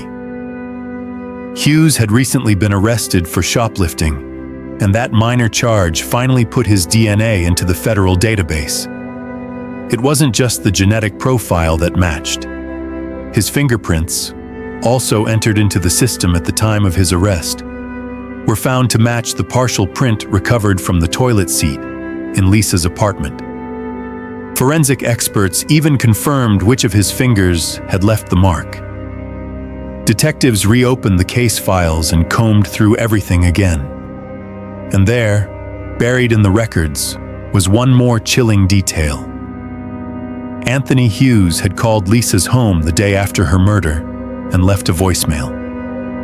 Its content was mundane, nothing threatening or strange, but it was damning in its own way.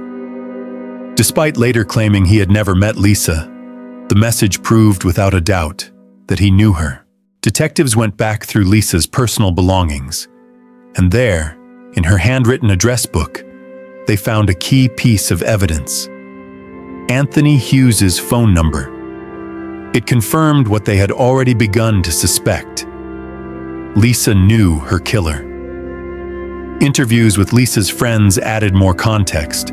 Decades earlier, she and Anthony had briefly dated in high school, a relationship most people had long forgotten. That past connection was enough to build a case.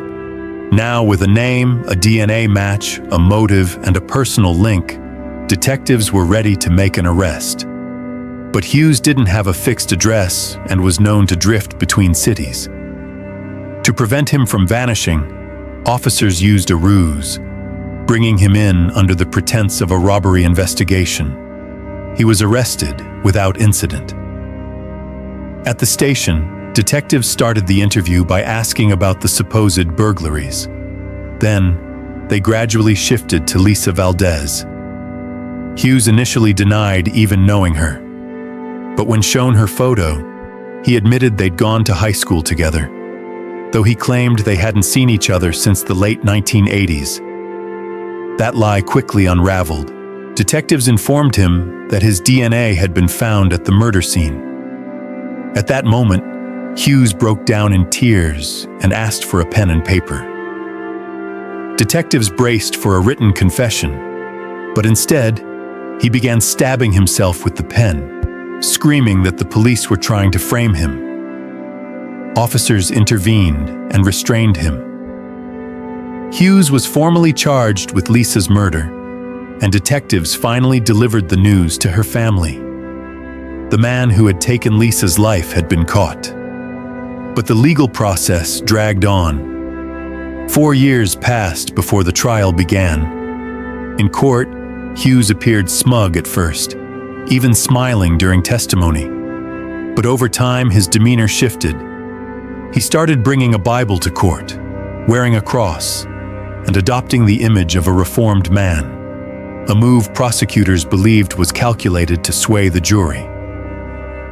His defense attorney claimed Hughes suffered from a medical condition that made it physically impossible for him to carry out such a brutal stabbing.